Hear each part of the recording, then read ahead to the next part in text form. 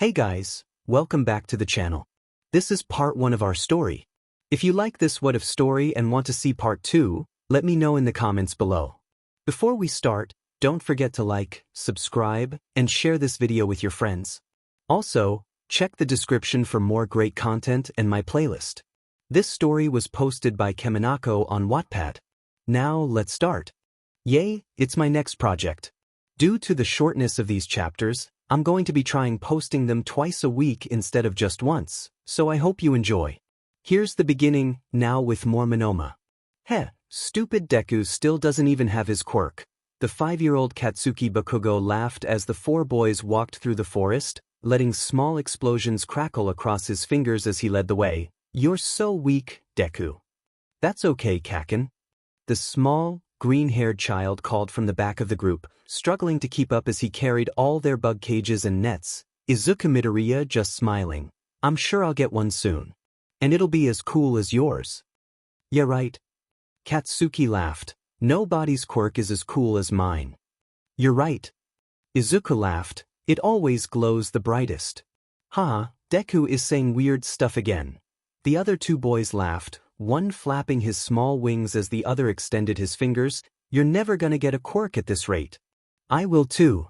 Izuku said back, still smiling. It's just taking so long 'cause it's gonna be extra awesome. Yeah, right. Hey mom, what do you think my quirk is going to be? Izuku asked as he sat at the small table in their kitchen, playing with his All Might action figure. Do you think it'll be like yours? Or Dad's? Oh, I don't know, Izuku. 𝐾𝐮𝐭𝐡𝐨𝐫 laughed as she looked at her son, his face screwed up in intense concentration. Maybe it'll be a combination of both. Maybe you could pull fire towards you. Maybe even control it. That would be cool, Izuku muttered, looking up at the woman. Hey mom, how does your quirk work? Oh, you know what my quirk is, Izuku. I can pull small objects towards myself, she replied. No, I know what it is, Izuku said firmly. I want to know how it works. How? 𝐾𝐮𝐭𝐡𝐨𝐫 blinked, turning to her son. Oh, well.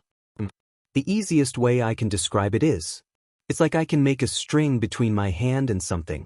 Then I can just pull it towards me. Like a string, the child muttered, pursing his lips as he held out a hand, flexing his fingers slightly, making 𝐾𝐮𝐭𝐡𝐨𝐫 chuckle as she turned back to the food she was preparing. And froze. The knife was floating. It was slowly floating through the air off the counter. Or, more accurately, it was being pulled through the air in short bursts, in exactly the same way that her quirk did. She turned back to her son, seeing him imitate the hand movements she used to help focus her quirk, his eyes wide as an excited smile spread across his lips. I have a quirk. It's just like yours. My hands are glowing just like yours. The boy shouted, losing concentration as he jumped up, the knife clattering to the floor as 𝐾𝐮𝐭𝐡𝐨𝐫 scooped him up in her arms. Yes, you do.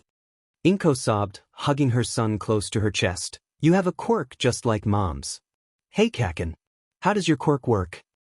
𝐾𝐮𝐭𝐡𝐨𝐫 watched as Izuku ran across the park towards his friend, Mitsuki sitting on the bench beside her. So, he got your telekinesis thing, huh? The blonde woman laughed, patting 𝐾𝐮𝐭𝐡𝐨𝐫 on the shoulder. Congratulations. It'll be a hell of a lot easier for you to adjust than it's been for me. My brat has been trying to blow up everything he can get his grubby little hands on since his came in. Thank you, Mitsuki, 𝐾𝐮𝐭𝐡𝐨𝐫 sighed, watching as Izuku waved his arms around excitedly, gesturing with his hands as 𝐾𝐮𝐭𝐡𝐨𝐫 scowled at him. I'm sure it 𝐻. Her words were cut off by the loud bang, a cloud of smoke erupting between the 2 boys. God damn it, 𝐾𝐮𝐭𝐡𝐨𝐫. Mitsuki yelled as she jumped to her feet, yanking a thick blanket out of her bag as she bolted towards the 2 boys. I told you to be careful with your quirk. I didn't do anything, the young blonde screeched as he sat stunned on the ground. It was Deku. His hands blew up. Like mine. What? 𝐾𝐮𝐭𝐡𝐨𝐫 gasped as she caught up, staring at her son as he curled up on the floor, clutching his hands to his stomach. The worried mother immediately fell to her knees in front of him. Izuku, sweetie. Let me see your hands. Please. I need to make sure they aren't hurt. It was too big, the boy sniffled as he let her pull his hands out, turning them palm up, gasping at the sight. Red, raw skin met her gaze, like her son had tried to hold onto a firecracker when it went off. Izuku. Mitsuki produced a bottle of burn cream, helping 𝐻𝐿𝐴 slather it onto his scorched palms as he whimpered, Katsuki stepping away as he stared at Izuku, a look of shock on his face. I just made the light look like 𝐀𝐮𝐭𝐡𝐨𝐫, Izuku managed between his sobs, like I did with your quirk. But it was so big. It hurts. Light. Mitsuki blinked, turning to look at her son. What light, brat?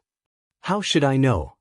Katsuki shouted back. The weirdo is always going on about people glowing and kept asking me how my quirk worked. Then he used it. Used it? Used what?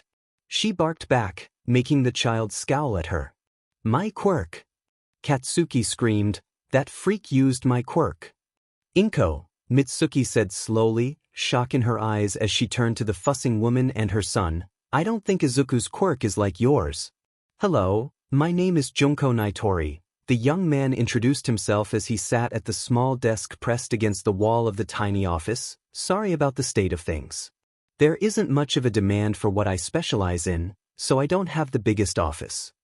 That's quite all right, Inko hummed as Izuku clutched his all-might action figure on the stool beside her, staring intently at the other man. So I'm a quirk specialist, 𝐻𝐿𝐴 said, his smile stretching a little further across his face. Well, more accurately, I'm a specialist who specializes in a specific kind of quirk.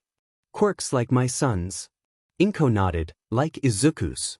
Yes, the man said, nodding enthusiastically, quirks that can copy other quirks. You know, some people say that they're even rarer than healing quirks. And I'd believe them. Izuku is only my third patient. And I've searched across the whole of Japan. Oh, Inko hummed, slightly nervous around the stranger. It had taken the two of them over 3 hours to get to the small office, taking multiple trains and buses to finally arrive at the specialized clinic in which they now sat. Inko had no idea how they would afford the transport costs if they had to come here too often, though from what their family doctor had said, they may have to come as much as once a week.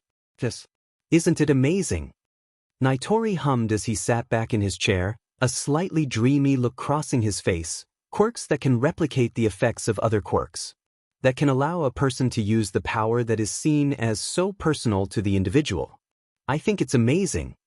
Is that so? Inko muttered, looking down. It's just, I'm worried that he'll be ostracized for not having his own quirk, the man finished, Inko nodding in surprise as he gave her a solemn look. There is a risk of that. Though it's false. Your son most definitely does have his own quirk, and it is an amazing one. Why yes, but I'm still worried. And you have every right to be, the man said calmingly, patting her gently on the hand. You're his mother, it's your job to worry about him. But don't worry, we offer the absolute best quality quirk evaluation and counseling here. And, if you're willing to let me use some of the data I gather from Izuku's sessions to write some papers, we can cover the cost of the sessions. Even the transport costs. I know that this clinic is a little out of the way. Why you could? Inko gasped, the man nodding happily. Of course, 𝐻𝐿𝐴 chuckled. Your son is a very rare case. We don't want to lose out on the opportunity of learning from him just because of a little thing like money. Why don't you glow? The sudden question made both of them jump as Izuku spoke, the child still staring at 𝐻𝐿𝐴. Mr. 𝑒𝐮𝐻𝐿𝐴 doesn't glow, but he's really old. So why don't you glow? Glow? The quirk specialist asked, smiling kindly when the boy gave a sharp nod, giving a thoughtful expression for a moment before he answered. Well, that's simple. I'm quirkless. Deku, you freak. Stay away from me. 6-year-old Katsuki shouted as he ran across the playground, the other children scattering as the green-haired boy followed after him. What's wrong, 𝐀𝐮𝐭𝐡𝐨𝐫? I just want to play heroes and villains with you guys. He called as the other children stared at him. You're right.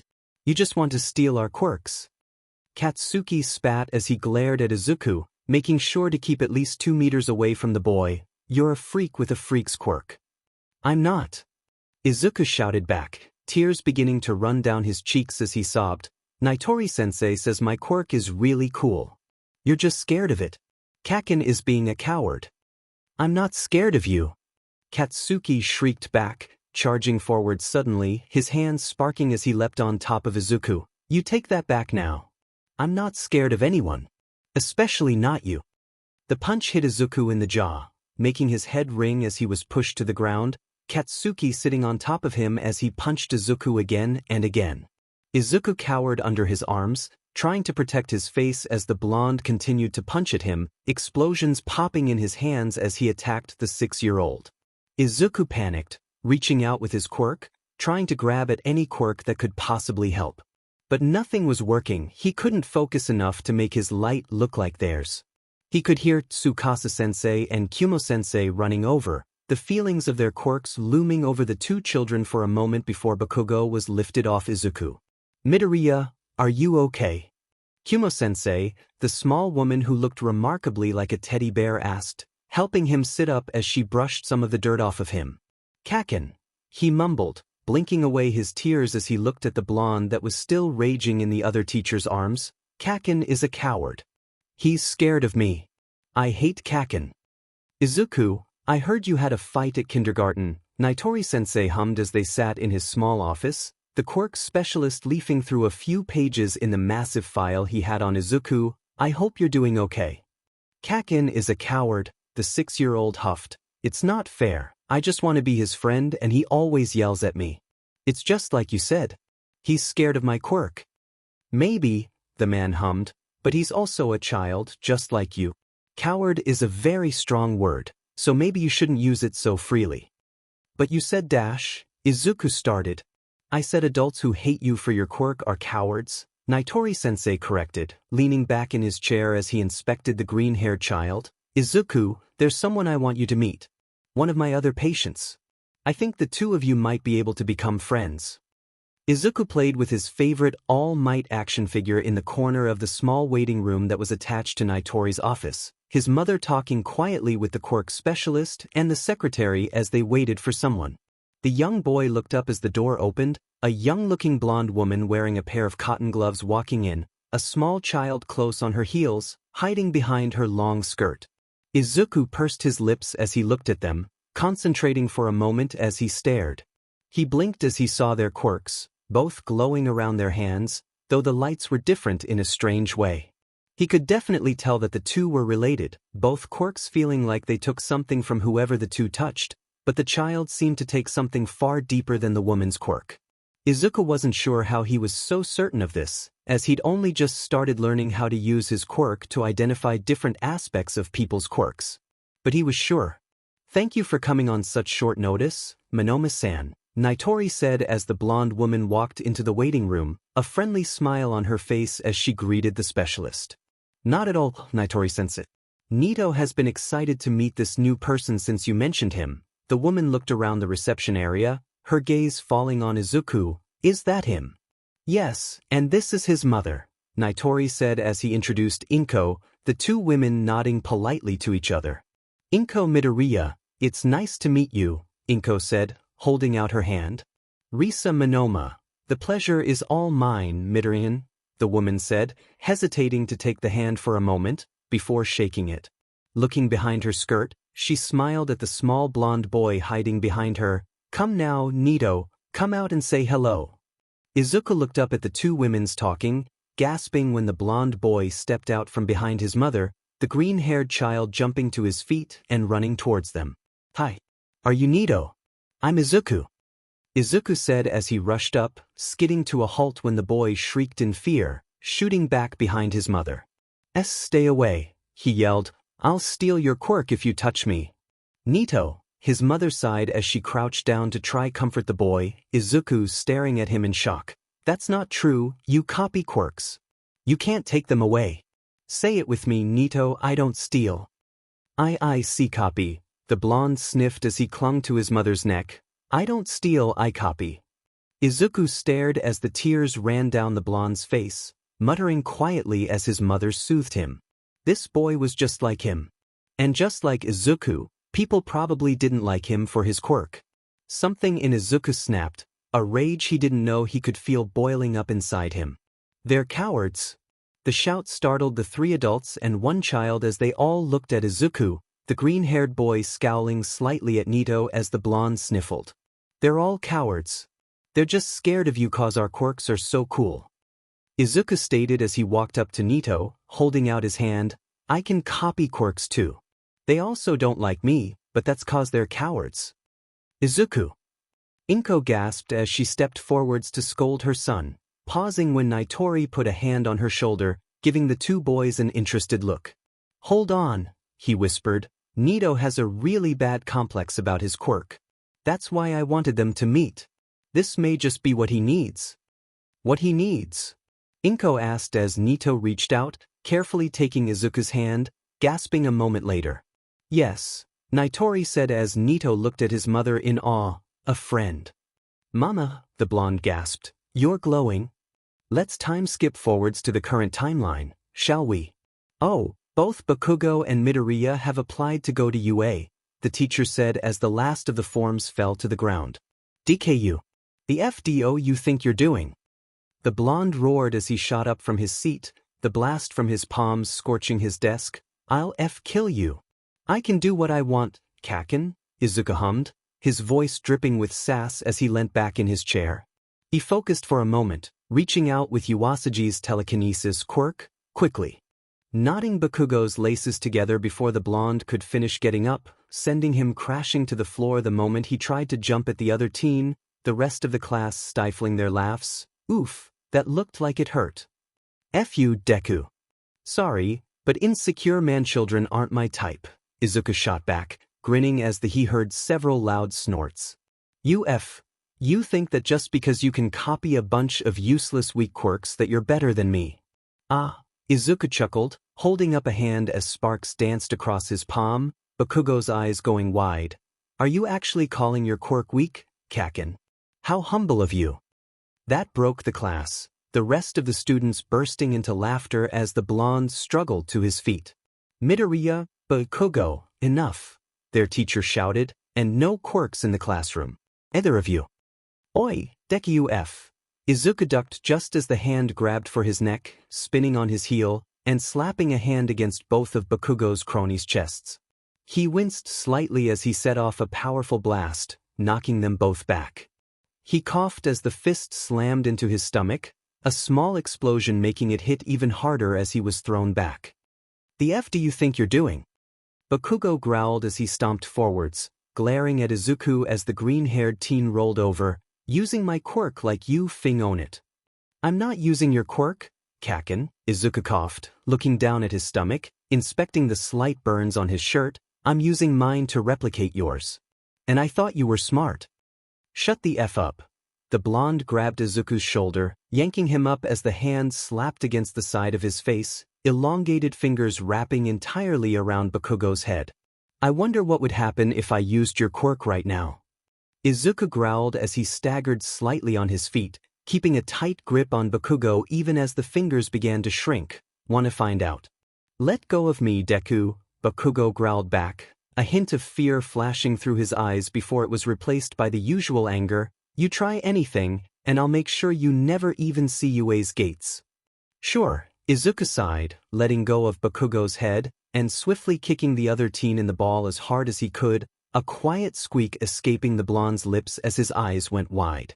Izuku gave him a sardonic grin as he spun on his heel and bolted out of the alleyway. Later, beach. Ha! I can't believe you did that, Izuku. The nasally voice said from the other side of his phone, Izuku laughing along as he walked down the flood drain. You should have seen his face, Nito. It looked like a Daruma. Red, round and one eye twitching.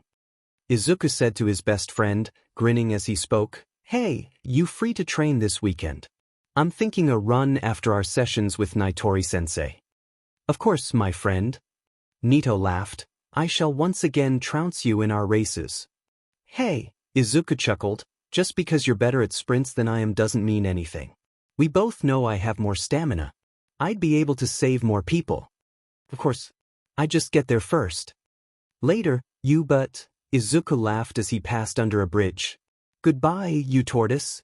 Hey, I'm not that 𝐻𝐻𝐸𝐵. He was cut off as his best friend hung up on him, sighing as he slipped his phone into his pocket, closing his eyes for a moment.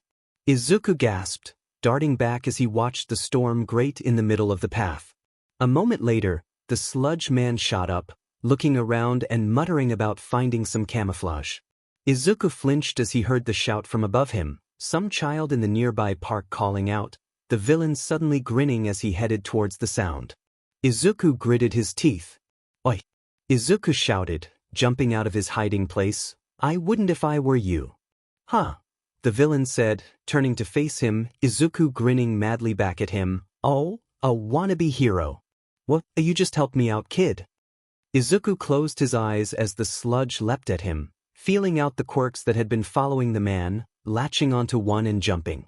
He felt his body go light as he floated up and over the villain, latching onto another as he released his hold on the first. Black energy shot from his hands, wrapping around several of the trash cans under the bridge, allowing the teen to pelt the sludge with them, before he grabbed the floating quirk again just before he hit the ground. Suddenly, all 8 quirks shot up out of the sewers in a single movement, Izuku's grin falling as he stared at the wide back standing in front of him.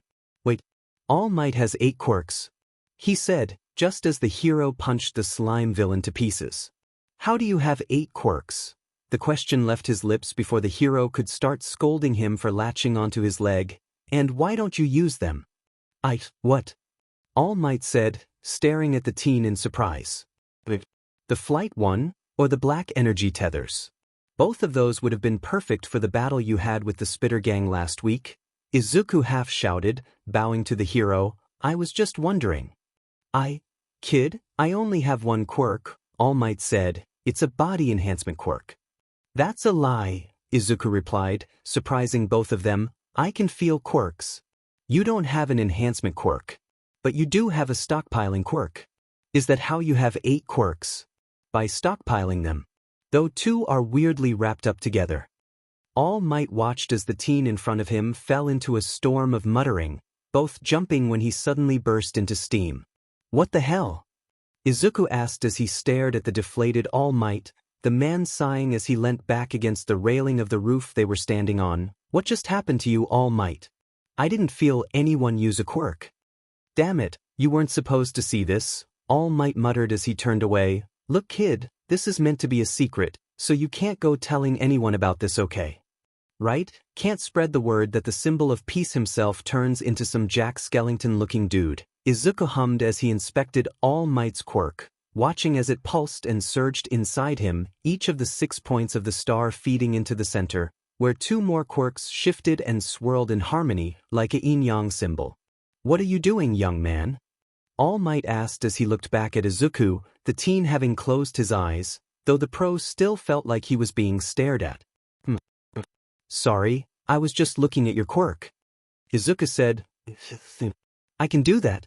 It's part of my quirk. I can see and copy other people's quirks."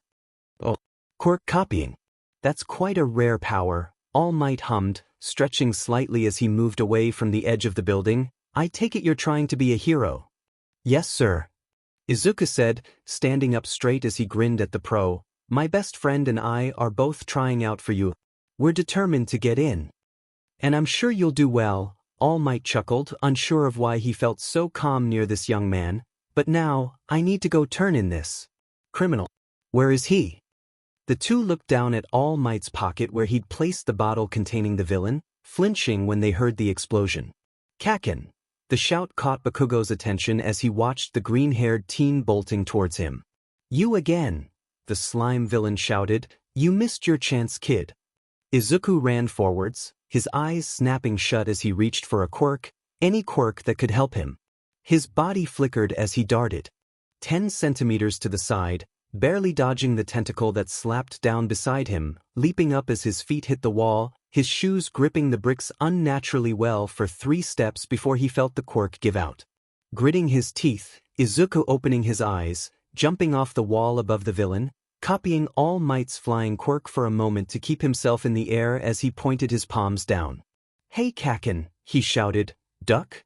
The explosion slammed down on top of the villain, making the sludge shriek, the blonde being thrown out of his grasp as Izuku started to fall straight down onto the sludge. "I am here." The shout echoed through the alleyway as All Might appeared in his muscle form, punching the sludge away just in time to catch Izuku as he fell. "What the hell was that, kid?" 𝗏𝐿ady shouted as he sat calmly to the side of the rescue services. You weren't doing anything, so I figured I'd show you how hero work is really done, he said sassily, 𝗏𝐿ady suddenly turning red as she glared at him. Oh, and I didn't even need your quirk to do it. Are you sure being a hero is the right job for you? What? The woman shrieked, 𝐀𝐮𝐭𝐡𝐨𝐫 trying to calm her down. How dare you? What makes you think you're fit to be a hero anyway? Short-range teleportation, Izuku said, pointing to the surprised-looking woman who was standing nearby, his hand moving to a young boy, sticky feet. I can copy nearly every quirk within a 10-meter radius of myself. And I didn't need yours. What? 𝗏𝐿ady said. I didn't need your quirk to save someone, Izuku repeated, a smug grin on his face. So what makes you a hero? You little punk. 𝗏𝐿ady growled as she raised her hand, stopping when a large fist closed around it, making her look back at Death Arms, who just shook his head. Look kid, he said, I'll admit you did a good thing. But it was still stupid. No duh, Izuku chuckled as he got up and dusted off his breathes. That's what makes someone a hero, right? Jumping in to help someone without needing to think about it. The three heroes were left stunned as he turned and walked away, shouting out thanks to the woman and child for letting him borrow their quirks. I didn't need your help. Bakugo yelled as he stood in front of Izuku, the green-haired teen just looking at him. Izuku sighed, next time I'll wait till you're unconscious before I save you. Then I won't have to deal with your bullshit until after you wake up. WhatIf? Bakugo growled, fingers flexing as he brought his hands up, Izuku already copying the movement. Bakugo gave a grunt, before spinning in his heel and storming off, Izuku just giving a tired sigh as he started heading home. He was so lost in his own thoughts that he didn't notice the familiar approaching quirks. Young man. The shout made him jump as All Might shot out in front of him, the muscular man suddenly deflating in a cloud of steam. We must talk. All Might, Izuku muttered, suddenly catching himself as he hurriedly looked around the residential area they were standing in. Sir, is there something else I can call you? We don't want to attract too much attention. Oh, why yes, then call me Yagi, 𝗧𝗓𝗧𝗟𝗘, All Might replied. I just wanted to talk to you about something you said regarding my quirk. Sorry to ask, but could you sign this for me? Izuku asked as he held out a notebook, the words, Quirk Analysis Volume 23, written on the front. Or more accurately, could you sign it twice? Make the second one out to Nito, and write, stamina is better, please. All Might blinked as he took the book and pen, covering a pair of pages in his signature before scribbling the message under one. He handed the book back, nodding as Izuku grinned to himself, before slipping the notebook back into his bag. Sorry, I just had to do that, Izuku chuckled. What about your quirk did you want to talk about? I mean, apart from the fact that it's made up of 8 different quirks. That's it exactly, All Might muttered as he sat on the park bench beside Izuku, looking around briefly before he started to explain. You see, my quirk is special. It can be transferred from one person to the next, stockpiling power and getting stronger each time. So that's the stockpiling part, Izuku muttered, his eyes closed, and then that bit is the transfer quirk. Weird. So, each of the other quirks are from someone else who's had the quirk. I suppose so, All Might muttered. Honestly, I had no idea that they were present until you told me today. That explains why you never used them, Izuku hummed as he leant back on the bench. Especially the flight one, those are really useful. Flight? All Might gasped, staring at Izuku. Did you mean flight? Or perhaps float? Actually, yeah, it is more of a float quirk than a flight one, Izuku muttered as he felt out the quirk, copying it and feeling himself begin to slowly lift into the air. Yeah, definitely a floating quirk. Still useful though. Sir, All Might muttered as Izuku deactivated the quirk and landed back on the bench, looking at the skeletal man for a moment. Thank you, young man. I don't know why I haven't been able to use these other quirks you claim I have, but I will look into the matter. No problem.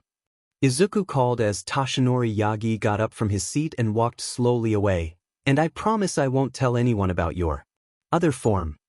Izuku paused as he watched the man walk off, his head downcast as he seemed to have slipped into deep thought. Oh well, Izuku sighed, At least I got All Might's signature. And one for 𝐻𝐻𝐻𝗧𝗏. I hate you. Love you too. Izuku chuckled as the two teens sat in the familiar waiting room, the blonde looking down at the piece of notebook paper in his hands.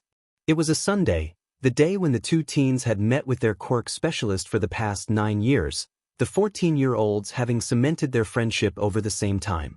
Izuku grinned at 𝐻𝐻𝐻𝗏 as the blonde slipped the paper into his bag, treating it like a sacred document. I can't believe you actually met All Might, 𝐻𝐻𝐻𝗏 sighed, looking at Izuku, and ended up all over the news. Really, I thought we agreed that we'd both be underground heroes. Sorry, Izuku laughed, got a bit carried away. But hey, 𝐀𝐮𝐭𝐡𝐨𝐫 cacking up some more. He actually came and spouted some bull about not needing my help right after, too. That boy has some serious problems. 𝐻𝐻𝐻𝗏 laughed, lightly elbowing Izuku in the side as the door to the office opened. You go first, I have some homework to catch up on. Later, 𝐻𝐻𝐻𝗏, try not to break anything while I'm gone. Izuku chuckled as he jumped to his feet, grinning to himself as his friend gave an exasperated sigh, walking into the office of the smiling quirk specialist. No matter how many times I look at it, it really is amazing, 𝗏𝐼tori muttered as he read over the notes on his clipboard. Long-range replication of any emitter or transformation-type quirks, with a current range of around 10 meters, after that the effectiveness of the copy drops exponentially, and the ability to sense quirked individuals and the nature of their quirks up to 1 kilometer away through the use of the glow. Do we really have to keep calling it that? Izuku flinched at the last word, letting out a tired sigh. I was a kid, I didn't know how else to describe it. I don't actually see any light, it's more of a feeling really. Hey, don't fix what isn't broken, the older man laughed, going back to his notes. Though your biggest weakness is that you need at least a base understanding of the mechanics behind the quirk in order to actually use it. These are often more esoteric than just a simple description of what the quirk does, rather being more about how the quirk feels to use. Have you been keeping up with the quirk analysis diaries I told you to keep? Only for the last 10 years, Izuku answered, digging around in his bag for his latest notebook, handing it to the older man, who quickly flipped through it. Amazing, you're always so detailed, 𝗏𝐼tori muttered. Have you been doing the exercises I gave you? I've been working to find commonalities between similar quirks and how they work and feel, so I don't have to ask every person I meet how their quirk works. Izuku nodded. I actually managed to copy a couple of kids' quirks in the park the other day. One could stretch himself like RBB, the other could turn into fire. And you did that without asking about either quirk? Only by feeling, Izuku said proudly. Well, I saw the RBB kid stretching his face, so I kind of figured out what his quirk was from that. But I figured out the fire quirk without seeing it. Excellent. 𝗏𝐼tori-sensei cried as he snapped the notebook shut, giving Izuku a wide smile as he handed it back. Now, shall we end this here? I'm sure 𝐻𝐻𝐻𝗏 is eager to get his session over with so the two of you can go train. Yes, 𝗏𝐼tori-sensei, Izuku said as he got up from the small stool he'd been sitting on. I just want to say, I'm proud of you too. The man grinned at the two teens as they said goodbye at the door. Over all the years I've known you, you've always done your best to keep positive and work hard, and have had a drive and ambition that I fail to see in even the most determined of people. I know the two of you are going to be trying out for the UA entrance exams, and so, I wish you the best of luck. The two teens looked at the older man in surprise, before they both smiled back. Thank you, 𝗏𝐼tori-sensei. We'll do our best, they said in unison, before leaving the small office. Only about 10 months left until the entrance exams, 𝐻𝐻𝐻𝗏 hummed as they walked out of the clinic, the two looking ahead as they adjusted their gym bags on their shoulders. I wonder what the practical exam will be. Probably something combat-orientated, Izuku hummed in response. They're always looking for more flashy heroes nowadays. It's actually kind of a problem. I agree, which is exactly why we'll be becoming underground heroes, 𝐻𝐻𝐻𝗏 said confidently, casting a sideways glance at Izuku. Right? Izuku grinned back. Underground heroes, for sure. And those villains will know exactly what hit them. Because it'll be their own quirks. Yes, 𝐻𝐻𝐻𝗏 hummed, but that doesn't explain one thing. Oh? Izuku asked, looking at his friend in confusion. What? Why the hell you appeared on national television with All Might saving the butt from a villain? 𝐻𝐻𝐿 said as he wrapped his arm around Izuku's neck, pulling the green-haired teen down into a headlock, rubbing his hair in a noogie as Izuku flailed. I said I was sorry. Izuku shouted as his friend manhandled him, finally managing to struggle free by jabbing his fingers into 𝐻𝐻𝐿's sides, making the blonde squawk in pain. Really now? 𝐻𝐻𝐿 sighed as he regained his composure, several people watching the two teens rough-housing with a mixture of mirth and concern. You always play dirty. Not like you don't, Izuku countered. Anyway, we'll have to do that if we're going to be underground pros. Right? 𝐻𝐻𝐿 hummed as they crossed a street, looking up and grinning. Hey, race you to the station. Hey!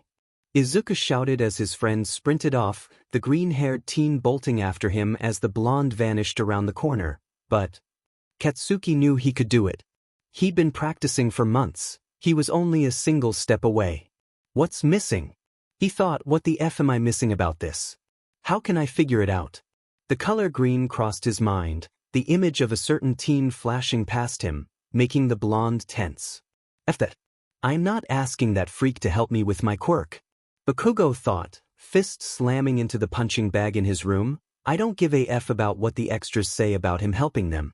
He's just brainwashing them. F is a thief and a fraud. Bakugo shook his head to clear his thought as he looked back down at his hands, lowering them to his sides and letting the explosions crackle across them, the force pulsing up his arms as he felt himself begin to lift off the ground. This is so ridiculous. 𝐻𝐻𝐿 breathed as he helped Izuku lift the fridge onto the curb, placing it beside the dumpster. Why are we doing this again? Public service. Izuku huffed beside him as the two collapsed against the fridge, Izuku unhooking his bottle of water from his waist and taking a deep drink. Heroes don't just save. They're public servants, too. Right? The blonde groaned as he accepted the offered bottle, draining the last of the water. And it doesn't hurt. That it's good training. Yeah, Izuku replied as he forced himself back to his feet. Come on, we still have more work to do before we reach this week's goal. I know. 𝐻𝐻𝐿 grinned as he grabbed Izuku's offered hand, allowing himself to be pulled up. Will be the fittest exam entrance UA has ever seen. I'm sure. Izuku laughed as the two walked back towards Dagoba Beach, almost half the trash cleared from the white sands. Katsuki scowled as he lay on his back on the floor, breathing loudly, his palms aching. The entrance exam was only 5 months away, and he had to be prepared. A wicked grin stretched across his face as he sat up, staring at his hands. He'd finally managed to do it. Sustained flight. Or at least the closest he could manage with his quirk. Let's see that quirk-stealing freak do that. The teen thought, staggering to his feet as he stretched out his arms. I'll perfect it, so he'll never have a fing hope of catching up to me. Ow. Izuku gasped as he was slammed into the ground, his breath being knocked out of him as 𝐻𝐻𝐿 pinned him to the floor, the blonde grinning as he pushed his friend's face into the sand. Damn it, 𝐻𝐻𝐿, now I have sand in my mouth. Not my fault. The blonde laughed as he got off Izuku's back, helping him up as the green-haired teen brushed himself off. You shouldn't have opened your mouth. Shouldn't have opened your mouth? Izuku mimicked in an overly nasal tone, scowling at his friend as he spat the last of the sand out. You really are but, you know. I learnt from the best. 𝐻𝐻𝐿 laughed as he patted Izuku's shoulder. Anyway, back to sparring. Back to sparring. Izuku cried as he suddenly swung a haymaker at the blonde, the other teen just barely ducking under it before launching his own counterattack. The man stood on the edge of the beach, tired eyes watching the two teens fight. He had no idea why he'd agreed to come out here, other than a certain overly muscular pro had basically begged him. He scratched at his stubble as he grimaced at the clumsy movements and overly choreographed attacks of the two teens. They weren't terrible, but it was obvious that they had been learning from online videos rather than actual training. At least they weren't neglecting one of the most important tools in a hero's arsenal. If they managed to get in, he'd have to make a point of teaching them how to fight properly. Focus the blast on the palm, he thought. Don't let it spread out. Make it count. Katsuki held his arms out behind him as he jumped, letting the blast echo through the abandoned factory. He grinned as the recoil shot his through the air, straight towards his target. He got closer, letting out another controlled explosion which rocketed him forwards again. Another blast, his arms aching with the effort of hours of practice, saw him barely a meter away. He swung a foot up to the ledge, just barely catching it with his heel as he pushed himself forwards with a final explosion, hissing as his shin slammed into the concrete edge. "Nearly perfect," Katsuki muttered as he pulled up his breed's leg, flinching at the bruise that was already staring to form, but only nearly. "I can't let him catch up." The blonde hopped off the raised platform and walked back to the spot he'd started from, assuming the same position as before. "Tomorrow," Izuku said as the two of them sat on the sand of the clean beach, staring out over the open ocean. "The entrance exam is tomorrow." "Nervous?" Nito asked as he sipped from his water bottle. "Worried you're not going to be able to find any good quirks to steal." "Oh, shut up." Izuku laughed as he punched the blonde in the shoulder. "You know both of us will pass. We have to show the world that they're wrong about our quirks." Yeah, Nito sighed as he looked down at the empty bottle in his hands, crushing it slightly. "Hey, Izuku." "Yeah, Nito. Good luck." "Good luck to you too." Izuku grinned as he hopped to his feet, holding out a hand to help Nito up, the blonde happily accepting it. "We'll do great."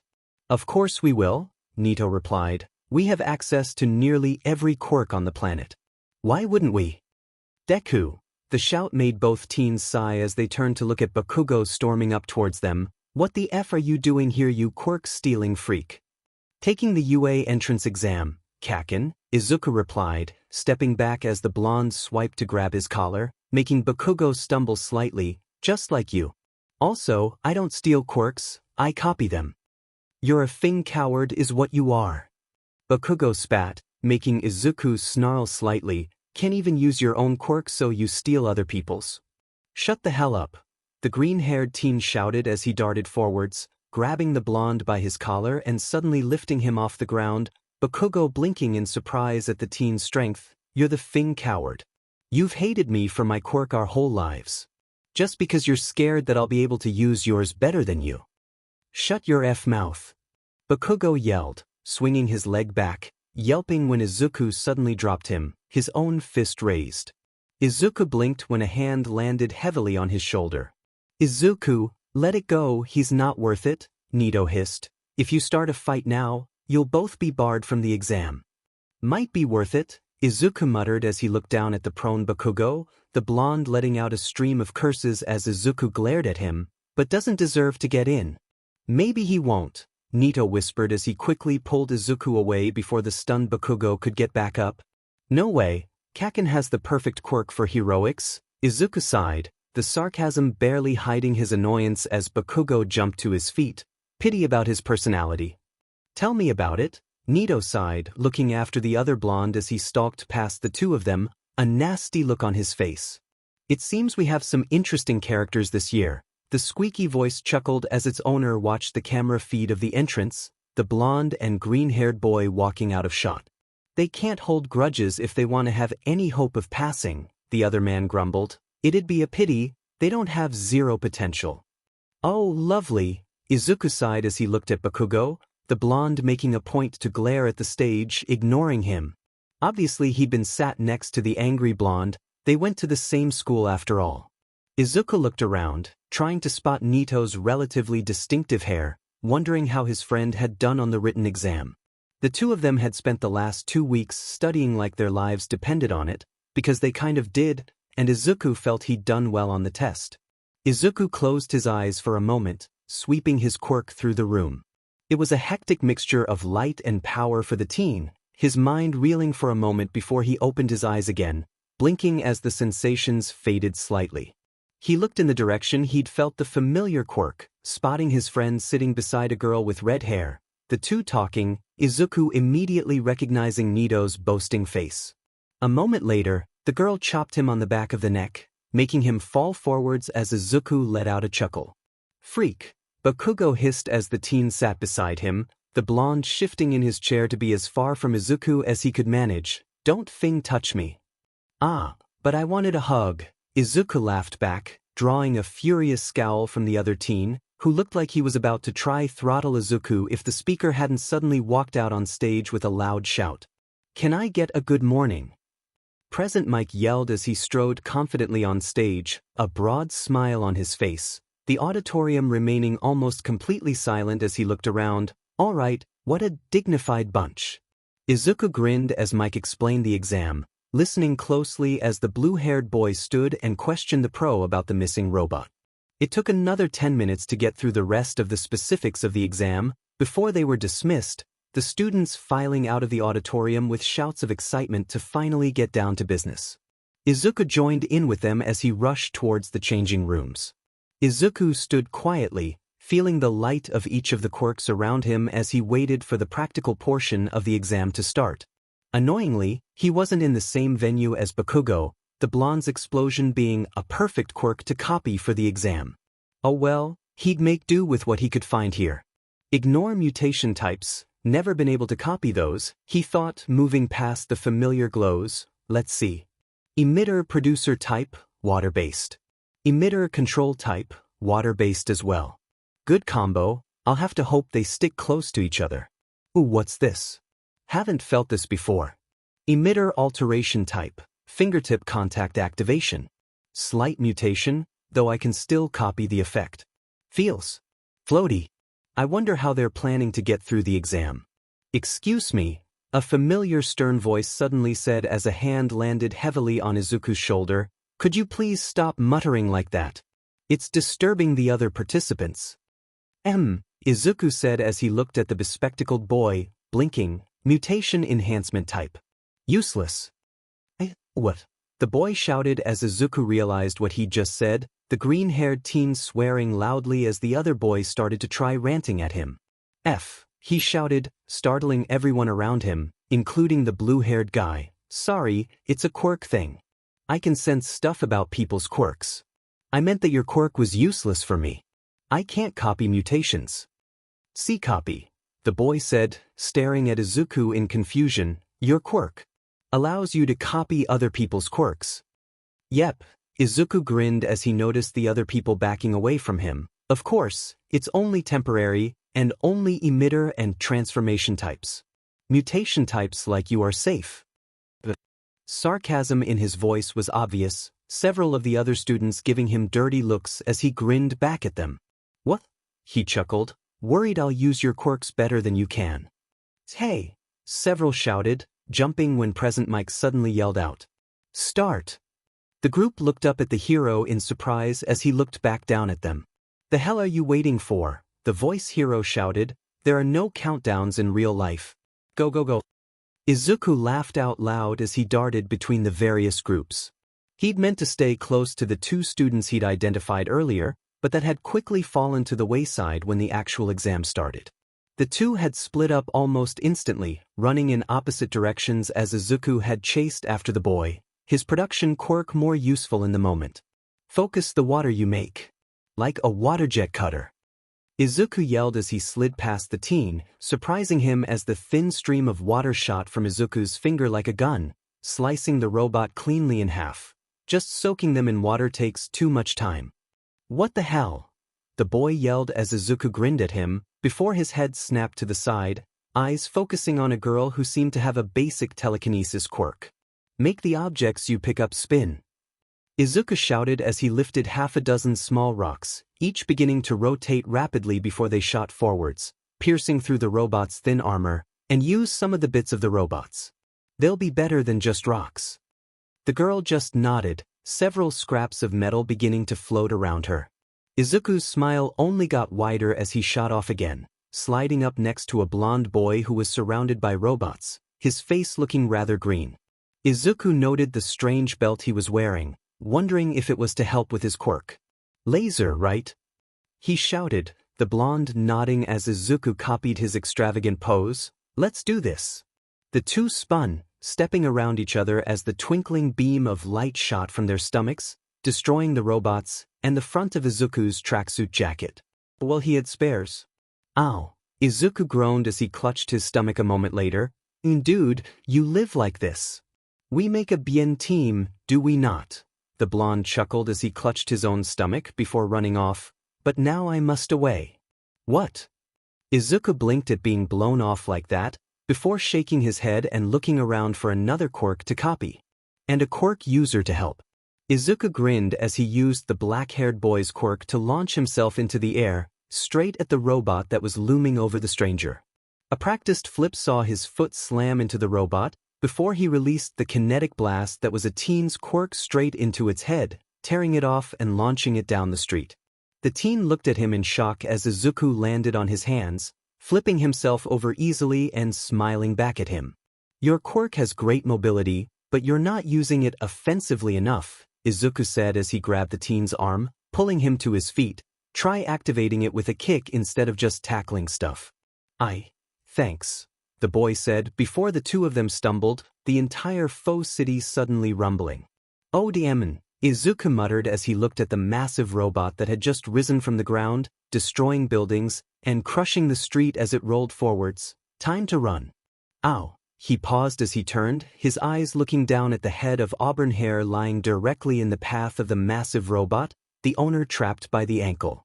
"Misty," he muttered as he bolted forwards, the other boy's quirk shooting him forwards before he skidded to a halt beside the girl. "How does your quirk work?" "What?" the girl asked, clutching a hand over her mouth as she turned green. "How? The quirk work?" Izuku repeated slowly, "Preferably how does it feel to use? I can copy it and help you out." "I make things float," the girl muttered from behind her hand. "I just touch them and they go weightless." "Right, got it," Izuku said as he slapped a hand against the pile of rubble, tossing it aside easily. "It's got good conductivity, you know." "𝐾𝐮𝐭𝐡𝐨𝐫," the girl tried to say, going bright red as Izuku suddenly picked her up in a bridal carry, running madly toward the entrance and away from the giant robot.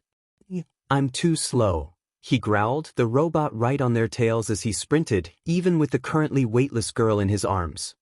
He looked around, cursing the cowardice of the other 𝐒𝐮𝐬𝐵s, almost all of them too far away for him to easily grab their quirks, and those he could had nothing that felt useful. "Hey!" the black-haired kid shouted as he jumped towards them, Izuku's smile widening as he entered Izuku's range, grabbing the quirk and bracing for the increase in weight he was about to feel. He activated the boy's quirk, the two of them shooting forwards far faster than he'd expected, the girl in his arms still weightless even after he'd released her quirk. "Oh!" Izuku shouted as he curled around the girl, the two slamming into the tarmac at speed. He let out a cry of pain as he felt the back of his tracksuit rip, the road digging into his skin as he slid across the ground. "In time." Present Mick's voice shouted over the fake city, the startled students looking around as Izuku uncurled from around the girl, hissing quietly as he did so. "Are you okay?" she asked, sitting up on his lap as he lay on the ground, his back burning. "More than okay if you stay there," he chuckled, the girl giving him a strange look, before realizing that she was straddling him. "I'm so sorry," she squeaked as she shot off him, pushing down on his chest and making him gasp as his road rash was pressed into the ground. "Oh no, did I hurt you?" "Not really, mostly my fault," he groaned as he slowly lifted himself upright, revealing the raw skin on his back. "Road rash is a hell of a drag." "D-drag?" the girl asked, looking at his weirdly again. "Sorry, weird sense of humor." Izuku laughed as he felt a powerful quirk approaching them. "You can blame my friend for that." "Are the two of you hurt?" the old woman asked, looking at Izuku's back. "Oh dear, let me help you with that." The sound of a kiss echoed over the area as Izuku's back glowed green for a moment, the wounded skin healing almost instantly. "Thanks, recovery girl," Izuku said as he jumped to his feet. "Hey, need a hand?" "What?" the old woman asked, looking at him skeptically. "I can copy quirks," Izuku laughed. "I was wondering if you wanted help healing people." "No thank you," the woman sighed, giving him a look. "You know, you're the second one to ask me that today." Izuku just laughed as he turned away from the woman, noticing that a good number of the other 𝐒𝐮𝐬𝐵s were looking at him strangely. "What?" he said, "can't blame a guy for trying to get some extra credit." "Of course I passed." Izuku laughed as he bit into the apple, grinning at the rest of his class as they cheered for him, Bakugo staring angrily down at his desk. "Why the F are you all so happy for him?" the blonde shouted. "Effer didn't even get in with his own strength." "Hey, Midoriya is cool," someone shouted. "He helped me with my quirk." "Yeah," another voice called. He helped almost all of us better out quirks. The only reason he never helped you is because you're 𝗀 but. F you. 𝐻𝐿 screamed as he jumped to his feet, letting out a screech as he toppled forwards, his shoelaces tied together again. Enough!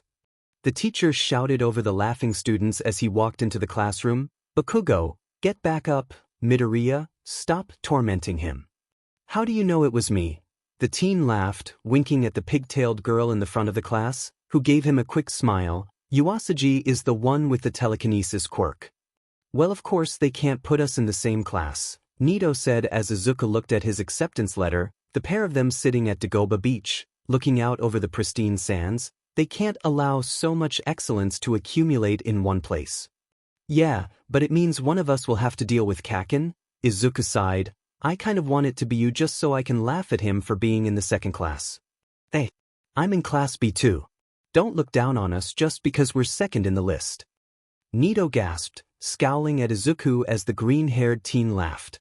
Right, sorry 𝐿, Izuku said, patting his friend on the shoulder as they sat in Izuku's room. Ugh, I wish you wouldn't call me that. Nito muttered. Hey, I only do it when I'm making fun of you. And yet you call 𝐻𝐿 all the time. Exactly, Izuku grinned as he spoke. When am I not making fun of him? Izuku sighed as he stood in front of the massive door, knowing full well what to expect when he entered, a familiar quirk sitting in the center of the room as another hovered beside it. 𝐻𝐿! Izuku shouted as he slammed open the door, surprising the entire class as they turned to look at him. Stop being a PP, it won't make yours bigger. Deku! The blonde howled as he leapt from his seat, the blue-haired boy standing beside him looking on in shock as 𝐻𝐿 launched himself across the room with a burst of his quirk. I'll kill you, you freak! The hand slapped onto 𝐻𝐿's chest with force as Izuku shoved him away, the blonde shrieking as he suddenly shot backwards, flailing as he floated in the air. Thanks for the quirk, Izuku said, spinning around to face the brunette from the exam, surprising her as he smiled brightly. It's really cool. I'd love to talk more about it with you. Hopefully without you needing to sit on me this time. Your choice though. Okay. She blurted, her face turning bright red as several of the class gasped, Izuku stepping out of her way and waving her into the class. Let me down, you quirk-stealing F. But 𝐻𝐿 screamed as he tried to right himself using his explosions, sending him spinning madly in the air. Sorry, don't know how. Izuku laughed as the rest of the class tried to hide their snickers, before turning to the brunette. Any advice? What? Place your hands together like this and think, release, she said, Izuku copying her action, before 𝐻𝐿 suddenly collapsed into a heap on the ground. I'm going to kill you, the blonde shouted as he scrambled to his feet. Really, 𝐻𝐿? Is that all you can say? Just kill, all the time? I thought you were smart, Izuku sighed, before pointing a thumb over his shoulder at the door. Anyway, teacher's here. If you're here to socialize, then get out, the voice suddenly said, the rest of the class jumping, Izuku simply heading towards a free desk. The caterpillar made its way into the room, before shedding its sleeping bag, revealing the lanky man inside. He looked around the room for a moment, before reaching into the bag and pulling out a set of PE uniforms. I am 𝗧𝗱 Aizawa, your new homeroom teacher, he said as he tossed the packaged clothes onto his desk. Grab one of those and get changed. We're meeting out on the main field in 15 minutes. The class stared as he turned and walked away, dragging the sleeping bag behind him. Hey, the day, right? The redhead asked as they changed. What was up with that whole thing before with 𝐻𝐿? Actually, my name is Izuku Midoriya, Izuku said. Deku's an insult that only 𝐻𝐿 uses because he's scared of me. I ain't scared of you quirk-stealing F, the blonde exploded further back. I've never been scared of you. Yeah, Izuku laughed as the rest of the boys stared at them in shock. Say it all you like, people will figure you out eventually. Hey, what's he mean by quirk-stealing? A blonde asked, a black lightning bolt in his hair. He said it in class as well. Oh, I can feel and copy quirks, Izuku explained, holding out his hand as it sparked with electricity, making the blonde gasp, any emitter or transformation quirk within 10 meters. Technically I can go further, but it gets exponentially harder to copy. 𝐀𝐮𝐭𝐡𝐨𝐫 is just scared I'll be better at using his quirk than him. F you. Bakugo howled as he shot across the room, skidding to a halt as a thick arm suddenly swung up in front of him. I have kept quiet up until this point, the blue-haired teen said, glaring at Bakugo, but I cannot allow your threats any longer. Continue and I'll report you to the school. Try me. Bakugo spat, before grabbing his jacket and stalking out of the changing room.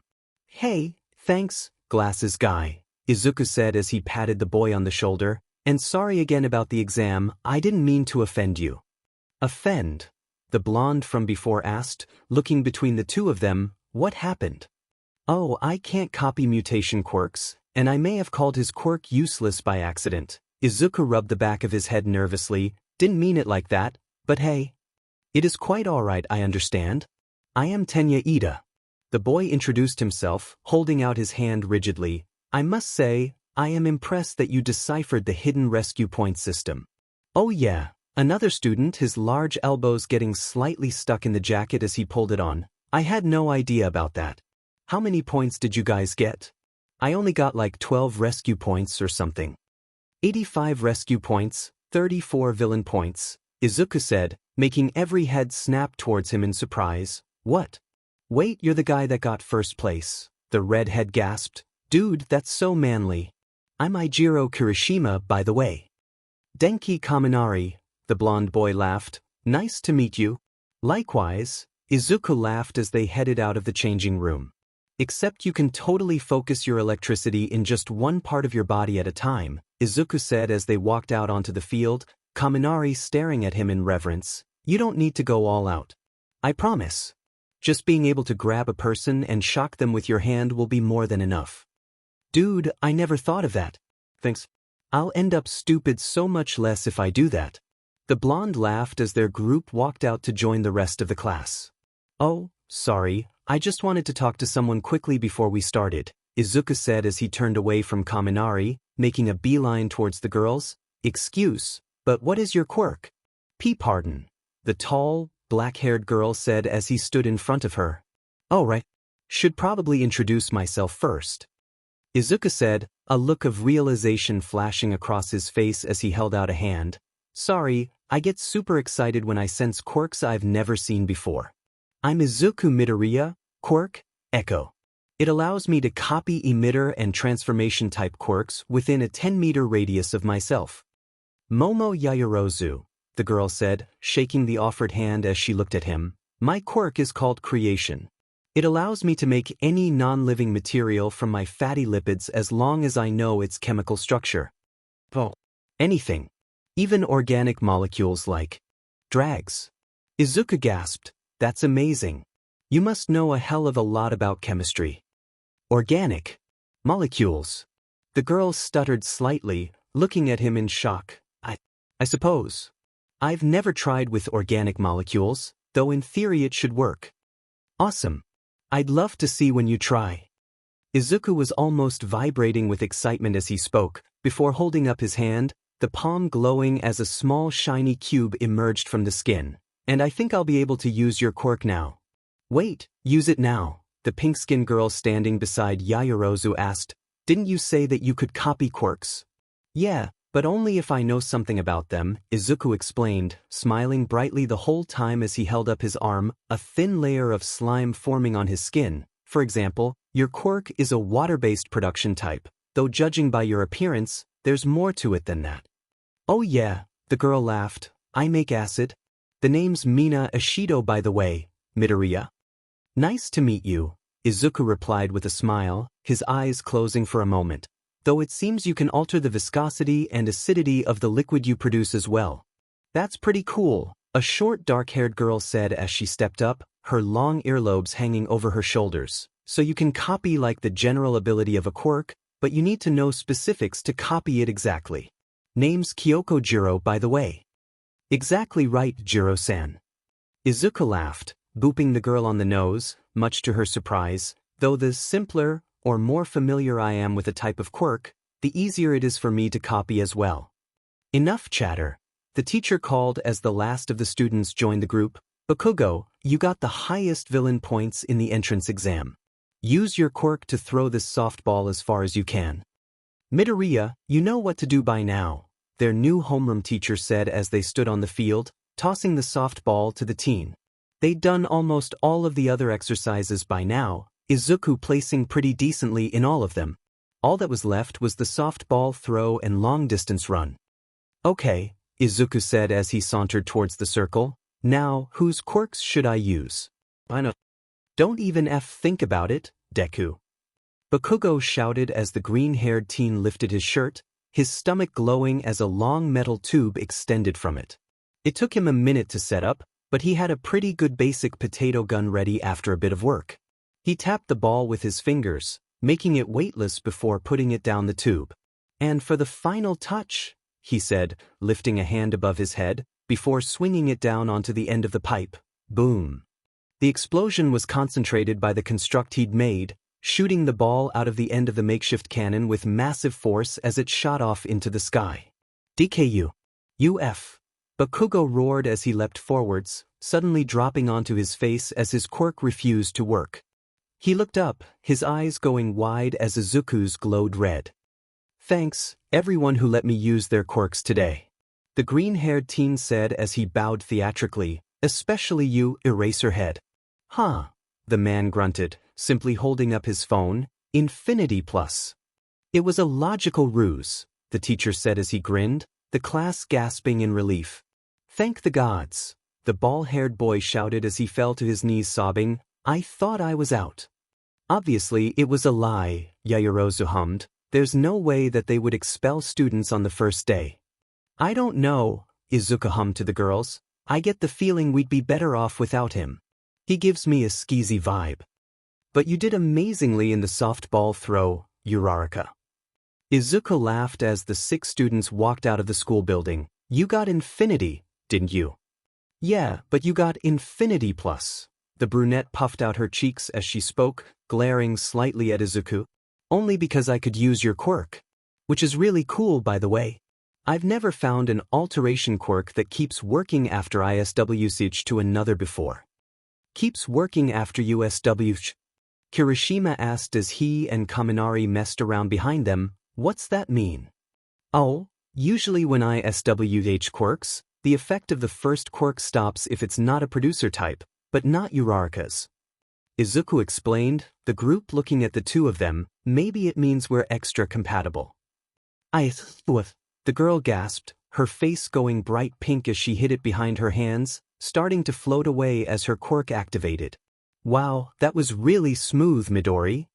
Mina laughed as she threw her arm around his shoulders, the group watching Ochako bob around like a balloon.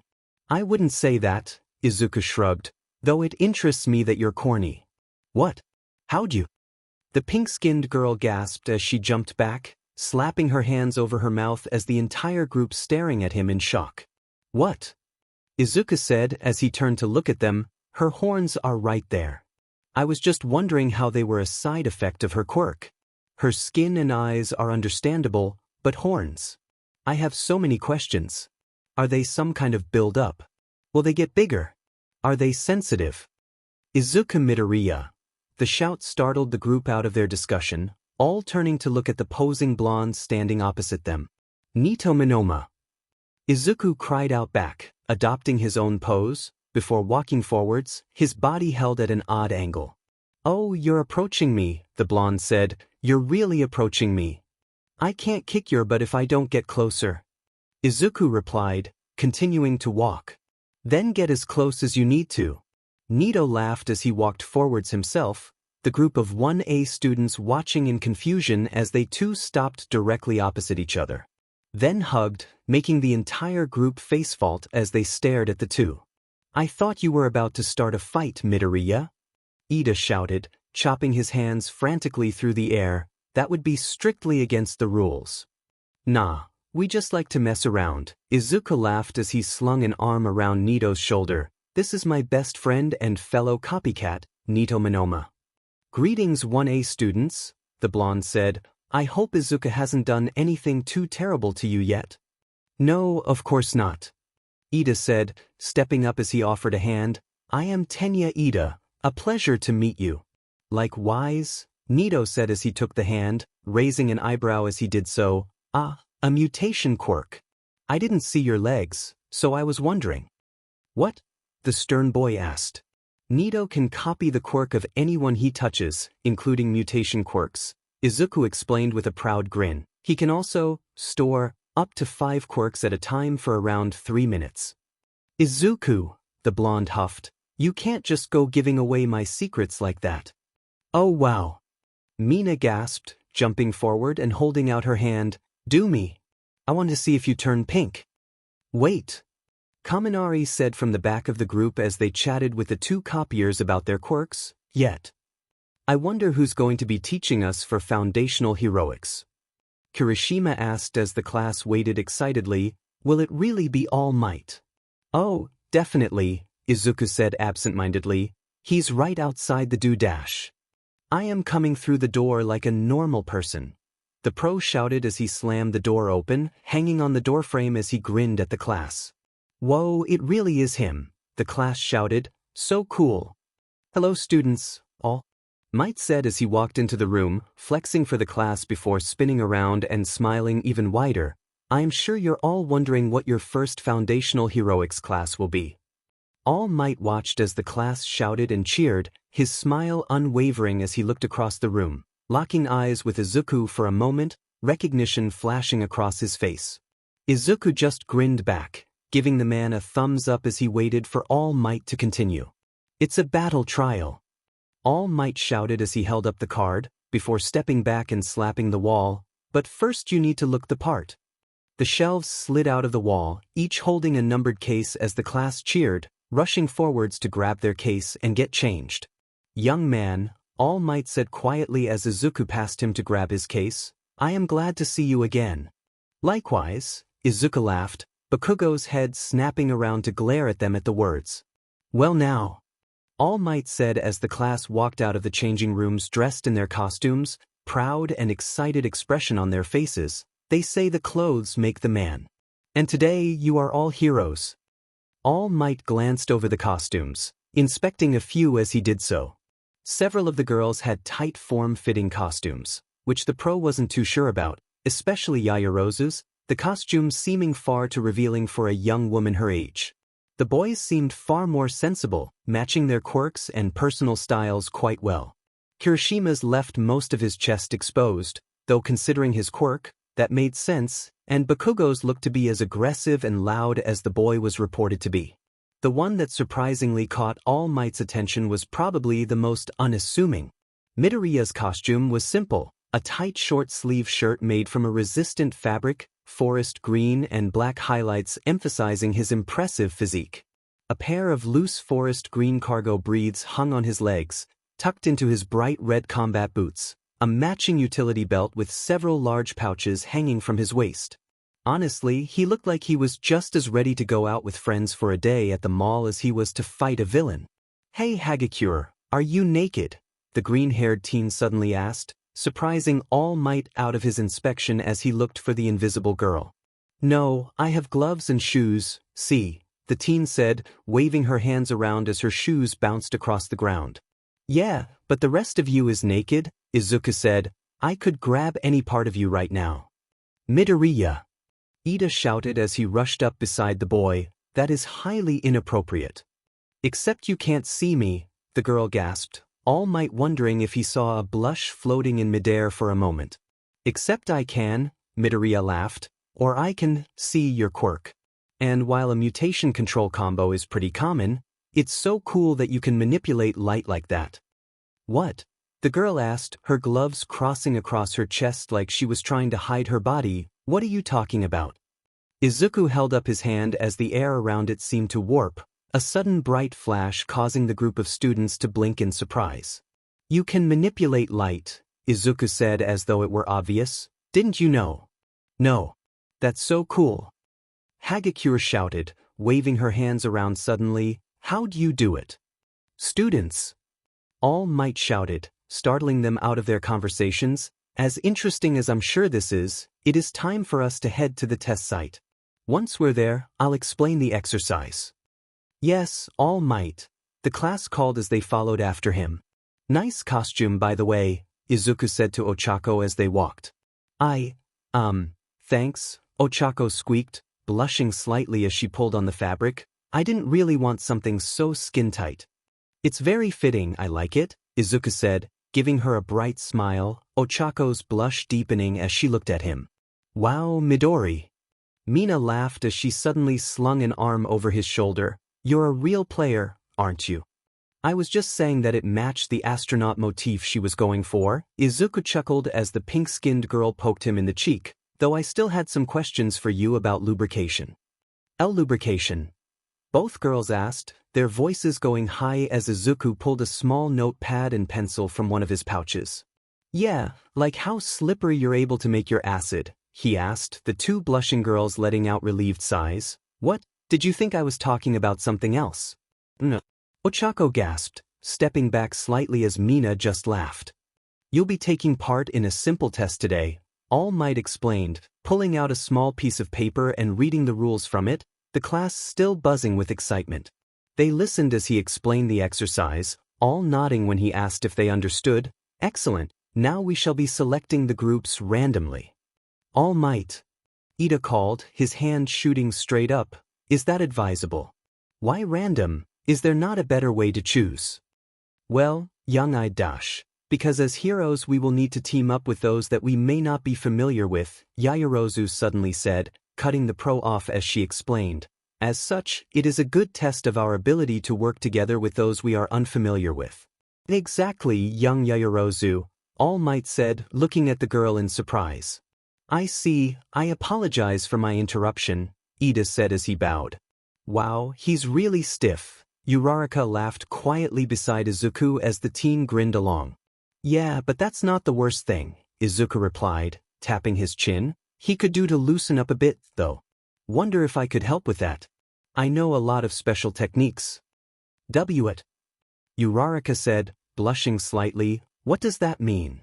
Izuku looked at her innocently, apparently unaware of what he'd said, like meditation and stuff. What are you asking about? And never mind, the blushing girl said. Now, let's see the first groups.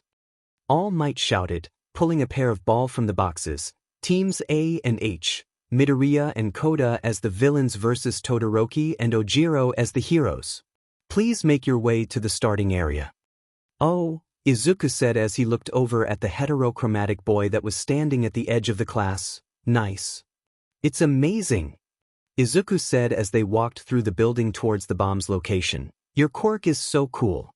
Not only can you speak to animals, but it gives you rudimentary control over them. And you can even choose what kind of creatures to affect. That's so cool. Thank you, the large rocky-skinned boy whispered. Though we'll have some trouble if you're going to be so quiet, Izuku said, Koda apologizing immediately as the green-haired teen waved it off. Actually, never mind, I can handle it. You'll get more confident over time, I'm sure. Especially with such a cool quirk. What are you going to do? Koda asked, watching as Izuku opened a window and stuck his head out of it. Just this, Izuku grinned before he shouted, Ichwai, can any of you help us? The two boys looked up at the shout, Todoroki letting out a surprised grunt as Ojiro looked at him. We should probably come up with a plan, Ojiro said. No need, Todoroki muttered. I'll freeze the building before they can react. Are you sure? Ojiro asked, looking at the other teen in surprise. Can't Midoriya copy your quirk? It won't matter, Todoroki growled. I'm stronger. That cheating. F has a plan, Bakugo muttered as he glared at the bank of screens. If that 𝐾𝐮𝐭𝐡𝐨𝐫 thinks he can just overpower him, he's going to lose. You are always talking about how much you hate Midoriya, Ida said beside the blonde, yet you seem to have some respect for his power. Like hell I do. Bakugo spat. The useless freak can't even do anything without stealing someone else's quirk. Still, he was able to reveal aspects of the others' quirks that they themselves did not know of, Ida continued. He seems incredibly knowledgeable about quirks in general. Fm.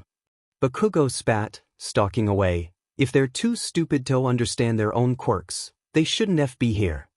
The class erupted in a chorus of shouts as he spoke, glaring at him as he sat on one of the chairs, eyes still glued to the screens. Ready. Izuku asked as he crouched to the ground, placing his right hand on the floor just beside the bomb. Koda nodded as the green-haired teen grinned. Begin. All Might called, Todoroki wasting no time walking up to the building and placing his right hand against the wall.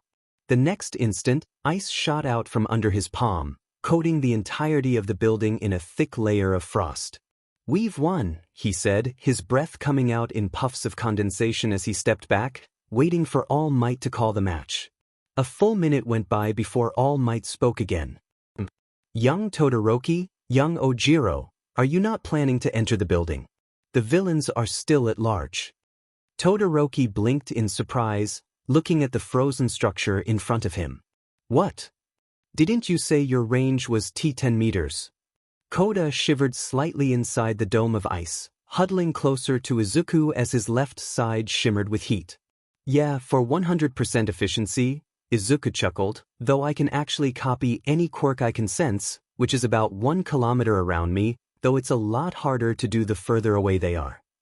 That's amazing," Koda mumbled, absent-mindedly petting the animal in his hands. "You don't need me at all." "Of course I do," Izuku said, suddenly going serious. "I can only copy from one person at a time, and not mutation quirks at all. So, we need you to handle Ojiro." But what can I do?" "Hey, I got you an army," Izuku said, patting the larger boy reassuringly on the shoulder. "Use it. Begin." All Might shouted a moment later, making both boys tense as they heard a sound like glass tinkling all around them, the dome in which they sat growing slightly darker and colder. "He did exactly as I thought he would," Izuku grinned as he stood, the flames starting to lick across his left arm. "Perfect." Todoroki walked into the building, the cleats on his shoes stopping him from slipping on the thick layer of ice that coated the floor. He looked around the hallway, shivering slightly at the frigid air. "How?" he whispered as he stepped forward, freezing at the sound of creaking ice. "What?" The teen barely managed to jump back in time as the thin icicle erupted from the ground, slamming into the ceiling. He stared at the frozen lance, the ice a deep blue that was so unlike his own. He leapt to the side as another icicle shot from the wall to his left, piercing the floor where he'd just been standing, forcing him back towards the entrance. "Hey Todoroki!" The shout made him look up, staring at the grinning green-haired boy standing at the other end of the hallway, in a doorway that seemed to lead to a stairwell. "Do you know what sublimation is?" "𝐒𝐮𝐬𝐵. The teen never got to finish his question as Izuku suddenly moved his left hand into the frigid room, a concentrated gout of flame erupting from his palm like a blowtorch. Todoroki could see the air warp at the sudden change in temperature, his eyes going wide. Ojiro looked up at the frozen building, wondering how he was supposed to do anything when the whole thing was covered in slippery ice. Todoroki had told him to wait outside while he went and finished off the villain team, though Ojiro was already having doubts about that, considering the sounds coming from the open door. A loud squeak made him blink, looking behind him. The tailed boy froze, his eyes going wide at the legion of dark furry bodies gathered behind him. They moved before he could react, surrounding him in an instant, before several darted forwards into the small space he'd been left to stand in, using their bodies to spell something out. "Surrender," he read, looking at the hundreds of rats that surrounded him, all staring back at him with their tiny black eyes. He let out a tired sigh, raising his hands as he sat on the ground. Behind him, the building exploded. Shoto coughed as he was thrown back by the blast of pressure, launching him out of the building. He staggered to his feet, glaring at the doorway as steam and smoke poured from it. The figure stepped out slowly, his entire body shimmering as he moved, the steam swirling in a vortex around him. "What are you doing?" Shoto growled, glaring at Midoriya as he stepped out of the fog. "How are you doing this?" "The thing about both fire and ice," Izuku said calmly, lifting his arms, the right glittering with a layer of blue frost, the left covered in a thin layer of intense flame, "is that it's all about compression." Shoto had no time to react as Izuku shot forwards, surprising the other teen with his speed. Izuku's right hand swept up, in much the same motion Shoto used to make his icebergs. Shoto threw up his own arm, summoning a wall of ice between them, bracing for the sudden impact. Except that the wave of ice he had been expecting never came. Instead, a single icicle, thin and sharp, the same deep blue as the ones from inside the building, pierced straight through his wall, the tip pressing up against his throat. Shoto swallowed, a slight stab of pain and the sensation of liquid dripping down the front of his neck telling him just how sharp the tip of the icicle was. His wall shuddered, one side collapsing as Izuku just seemed to walk through it, left hand held out as it shimmered with heat. "You really aren't using your quirk to the fullest, you know," Izuku hummed as he stepped forwards, nodding to something behind Shoto. "I suggest surrendering now. We already have Ojiro trapped." The heterochromatic teen risked a glance behind him, eyes going wide at the sea of dark fur that surrounded his teammate, the rats not moving even after the sudden battle that was taking place mere feet away. Shoto turned back to Izuku, a fire burning in his eyes as he glared at the other teen. "No," Shoto whispered, stepping back and bringing his right arm around to attack. The hand landed on Shoto's left shoulder, his entire body freezing up as the sudden cold shot through his like a lance. The world wobbled slightly, his eyes barely able to focus on Izuku as the teen gave him an apologetic look. And then darkness swallowed him. What the F was that, Deku? Izuku looked away from his conversation with Koda as they entered the viewing room, letting out a tired sign as Bakugo shot towards him, grabbing his collar. "I won, Kaken," Izuku replied. "What else?" "F that. You did some 𝐒𝐮𝐭𝐡𝐨𝐫's quirk." Bakugo spat. "You aren't just stealing quirks, now you're F with them." "I'm not," Izuku grunted as he shoved the other boy off him. "Todoroki is perfectly capable of doing everything I did in that match. He just doesn't." "Yeah, but how did you do it?" Kirishima said as he ran up to them. "Your ice was all like blue and small while Todoroki's was massive." "Oh, well, he obviously favors large flashy attacks," Izuku explained happily, pulling out his notepad and flipping to a page, "while I prefer smaller, more precise strikes." "But how did you control his quirk so well?" Yaoyorozu asked. "You had never used it before, so you couldn't have possibly known how to do that." "Actually, it's because you and I are pretty alike, Yaoyorozu," Izuku laughed, making the girl blush slightly. "You need to have a lot of knowledge of chemistry to use your quirk, and I need a lot of knowledge on quirks." "That still doesn't explain how you did all that," Jiro hummed as she approached them, the rest of the class close behind, "especially the thing at the end where you just touched Todoroki and he passed out." "I've copied and used a lot of quirks over the years," Izuku explained as he headed towards the seating area, "so I know how to get the most out of them. For example, there's this old woman that lives in our apartment complex. Her quirk allows her to sense water within 2 meters around her. The quirk is really sensitive, but the range is short. Can any of you guess how that would be useful for heroics?" The class looked between each other, muttering in confusion as Izuku grinned. "Finding water in the desert," Kaminari asked, Izuku shaking his head.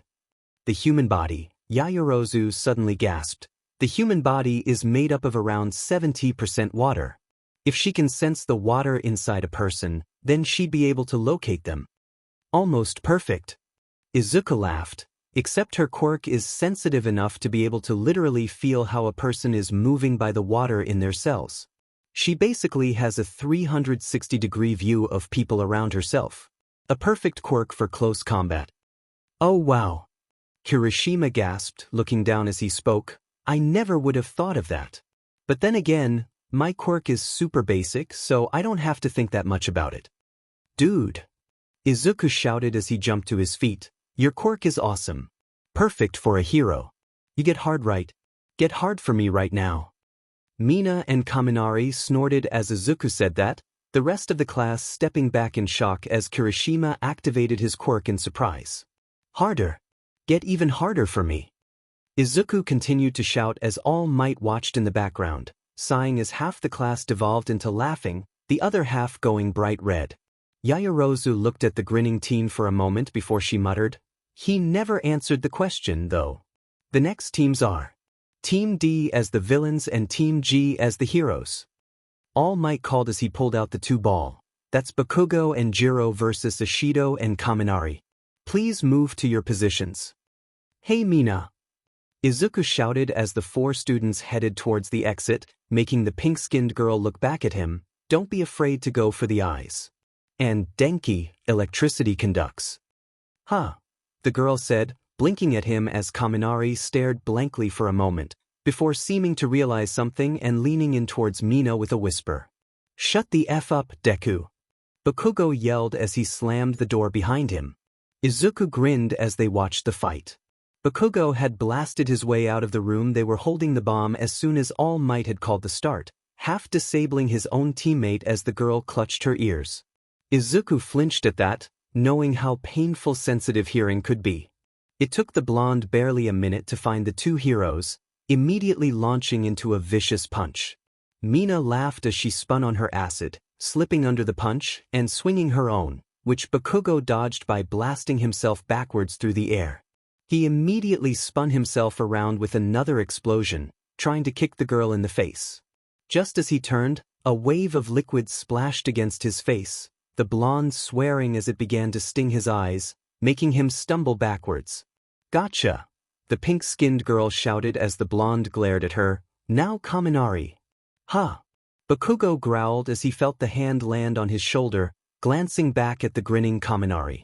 New move, taser grip, 50,000 volts. The boy shouted as his arms sparked, Bakugo crying out in pain as the electricity shot through his body. 𝐒𝐮𝐬𝐻. Bakugo managed to scream through the shock, jabbing his elbow back into Kaminari's stomach, forcing the electric teen back. He's tough, Mina muttered as she skated around the room, drawing closer to Bakugo as he seemed to shake off the effects of the shock. Coming at ya. Shut the F up. Bakugo howled as he spun towards the sound, his eyes still watering from the acid as he prepared to unleash another explosion. I'll kill you. Mina waved her arm, throwing out another wave of acid which Bakugo dodged, another wave splashing to the floor a moment later. That F you think you're doing, raccoon eyes? Bakugo taunted, a smirk on his face as the girl kept haphazardly throwing the diluted acid around the room, keeping the area around her clear of the liquid. Combo move, she shouted back as Bakugo scowled, landing on the ground, his eyes going wide as his feet began to slip, looking down at the acid-soaked floor. Electric acid pool. Directed shock, 500,000 volts. Kaminari shouted as Bakugo looked over to him, the yellow blonde's hands in the acid as he unleashed the attack. Sparks danced across the surface of the acid, running up Bakugo's legs a moment later, the blonde not having realized just how soaked his costume had become, the tingling off the acid barely noticeable under the adrenaline. Bakugo howled in pain, trying to swing his arms up as he fought against the shock. Suddenly, it stopped, making him stumble, his feet slipping on the acid as he began to fall. Mina uppercut. Ashido shouted as she skated towards him, slamming her fist into his jaw as he toppled, throwing him into the wall, where he slid down to the floor, foam pooling on his lips. We got him. Now for Jiro. Kaminari said. Heroes win. All Might suddenly called. Young Jiro has withdrawn. Apparently young Bakugo injured her too greatly with his initial explosive exit. She is on the 3rd floor with the bomb. Please help her to get to Recovery Girl. Odin, I hope she's okay, Kaminari said as the two looked at each other. Dude, your idea about regulating the amount of voltage I use was awesome, though I can't really do it too well just yet. Kaminari laughed as he sat beside Izuku, the two talking about his match. Thanks for that. No problem, my man, Izuku laughed as he scribbled in his notebook. I live to help people. Hey Midori, how come you didn't give the other teams advice like you did for us? Mina asked as she sat on his other side, placing an elbow on his shoulder and leaning over to look into his notebook. Isn't that kind of unfair? Yeah, but I wanted to see 𝐀𝐮𝐭𝐡𝐨𝐫 put in his place. Nice punch, by the way, Izuku hummed as he continued to write. I just hope Jiro is okay. That was a big blast 𝐀𝐮𝐭𝐡𝐨 used to start moving. It must have hurt. Oof, yeah, Mina sighed, looking up at the screens as the final two teams prepared. Hey, what do you think of this match? Sato growled as he clashed with Dark Shadow, having just downed as much sugar as he could handle, wrestling with the shadow entity as it tried to force past him. Young Hagakure has been captured. All Might shouted through the earpieces, Tokoyami glancing to the side to see his partner wrapped in Azui's tongue, the capture tape clear on the invisible girl. That moment of distraction was all Sato needed to yank hard of Dark Shadow, throwing the raven-headed boy off balance, before slamming him through an entire room, knocking him out as he slammed into the outer wall of the building. Hero team has been incapacitated. All Might called, villain team wins. Shoji and Yaoyorozu blinked as the laser blasted through the wall beside the heavily reinforced door, the weak plasterboard shattering a moment later as Aoyama and 𝐬𝐮𝐻 burst through the wall, taking the villain team by surprise. 𝐬𝐮 shot out a stream of tape from each elbow as the two villains tried to recover from the sudden attack, still partially blinded by the bright laser, wrapping them both up in an instant. Heroes win. All Might called as Aoyama touched the bomb with an extravagant pose. This should be good, Izuku muttered as he scribbled in his notebook, eyes darting back and forth between it and the screens as they watched the villains set up. Tenya has speed, but Mayonetta can counter it with his quirk, and Ochako can disable an opponent with a single touch, but Kirishima is super durable, so it may just make him into a ballistic weapon. Cool, so who do you think will win? 𝐬𝐮 asked as he walked over to the three. Villains, probably, Izuku shrugged, but I may be biased. Oh. Mina smirked, and why's that? No reason, Izuku chuckled as he shrugged, nothing to do with a certain creep, I assure you. Damn it, why'd I have to get paired up with a dude bro? Mayonetta whined, I wanted to be with one of the chicks. What? Why does that matter? The red-headed teen asked, looking at Mayonetta in confusion. Did you even see their costumes? Mayonetta sighed dreamily, wiping the drool off his lip. They were so hot. Really? Kirishima asked, I thought they were pretty manly.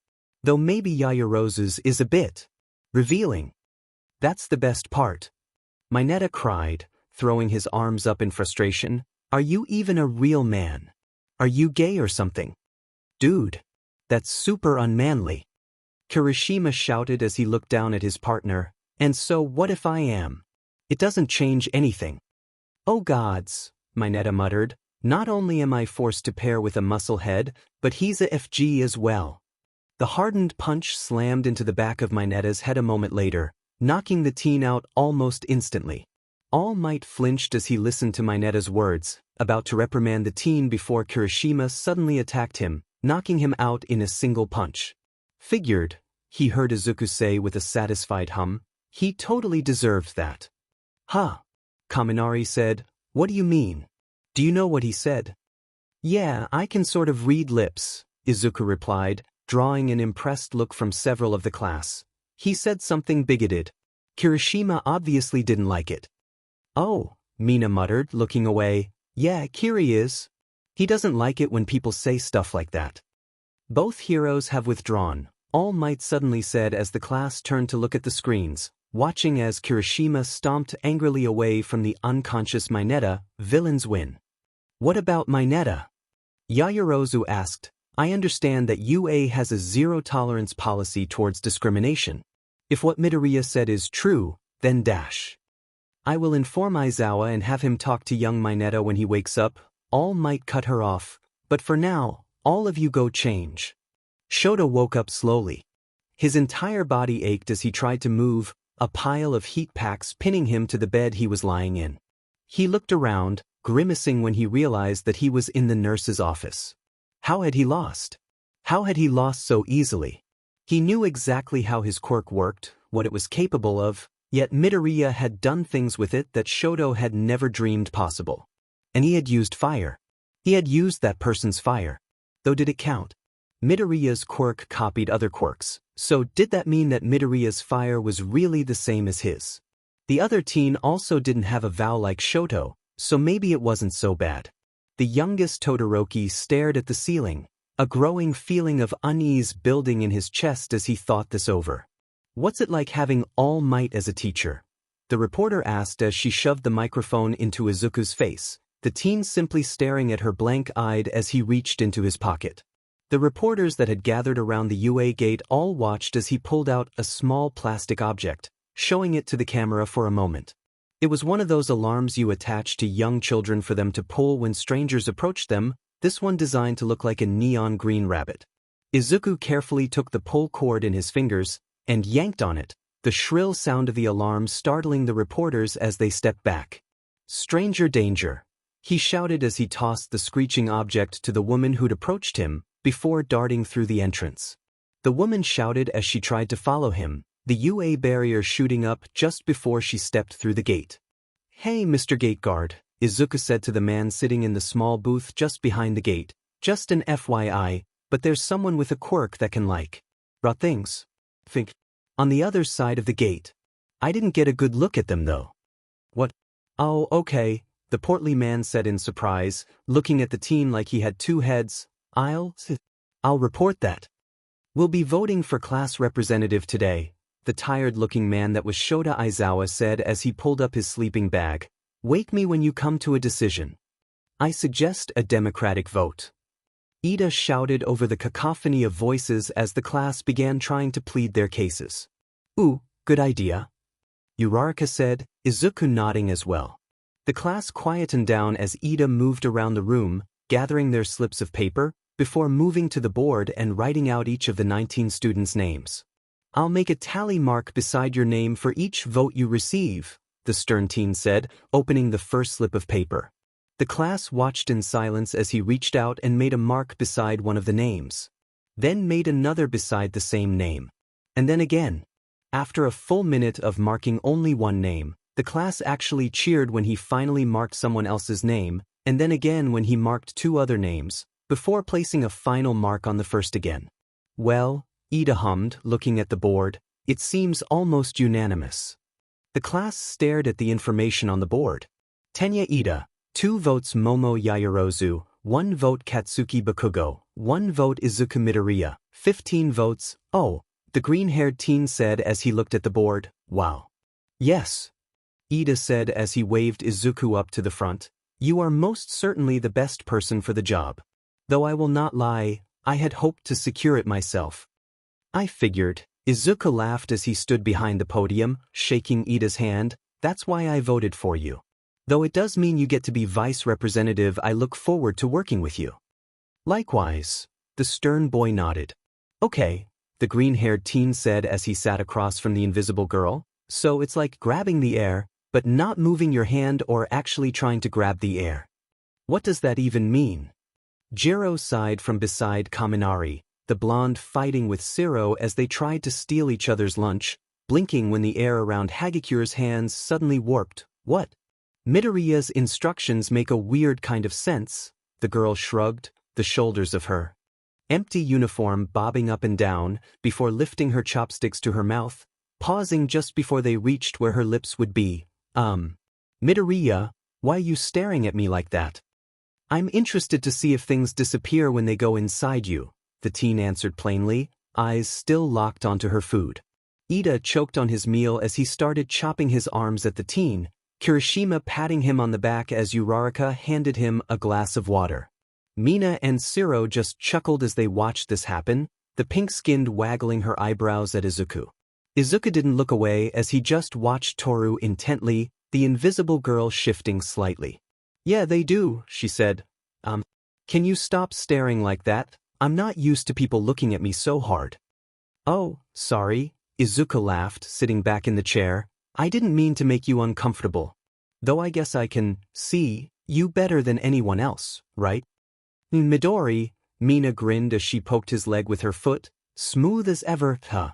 "What are you talking abo-? He started, a grin on his face before getting cut off as the alarm began blaring. "What's going on?" Ida managed to say as he grabbed a passing third year, the teen looking panicked. "It's a level 3 alarm," the student said. "It means someone's infiltrated the grounds. It's never happened before."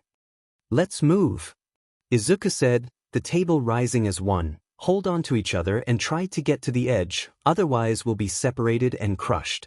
They pushed into the crowd, each of them gripping onto another's uniform as they were pushed and pulled by the surging of the crowd.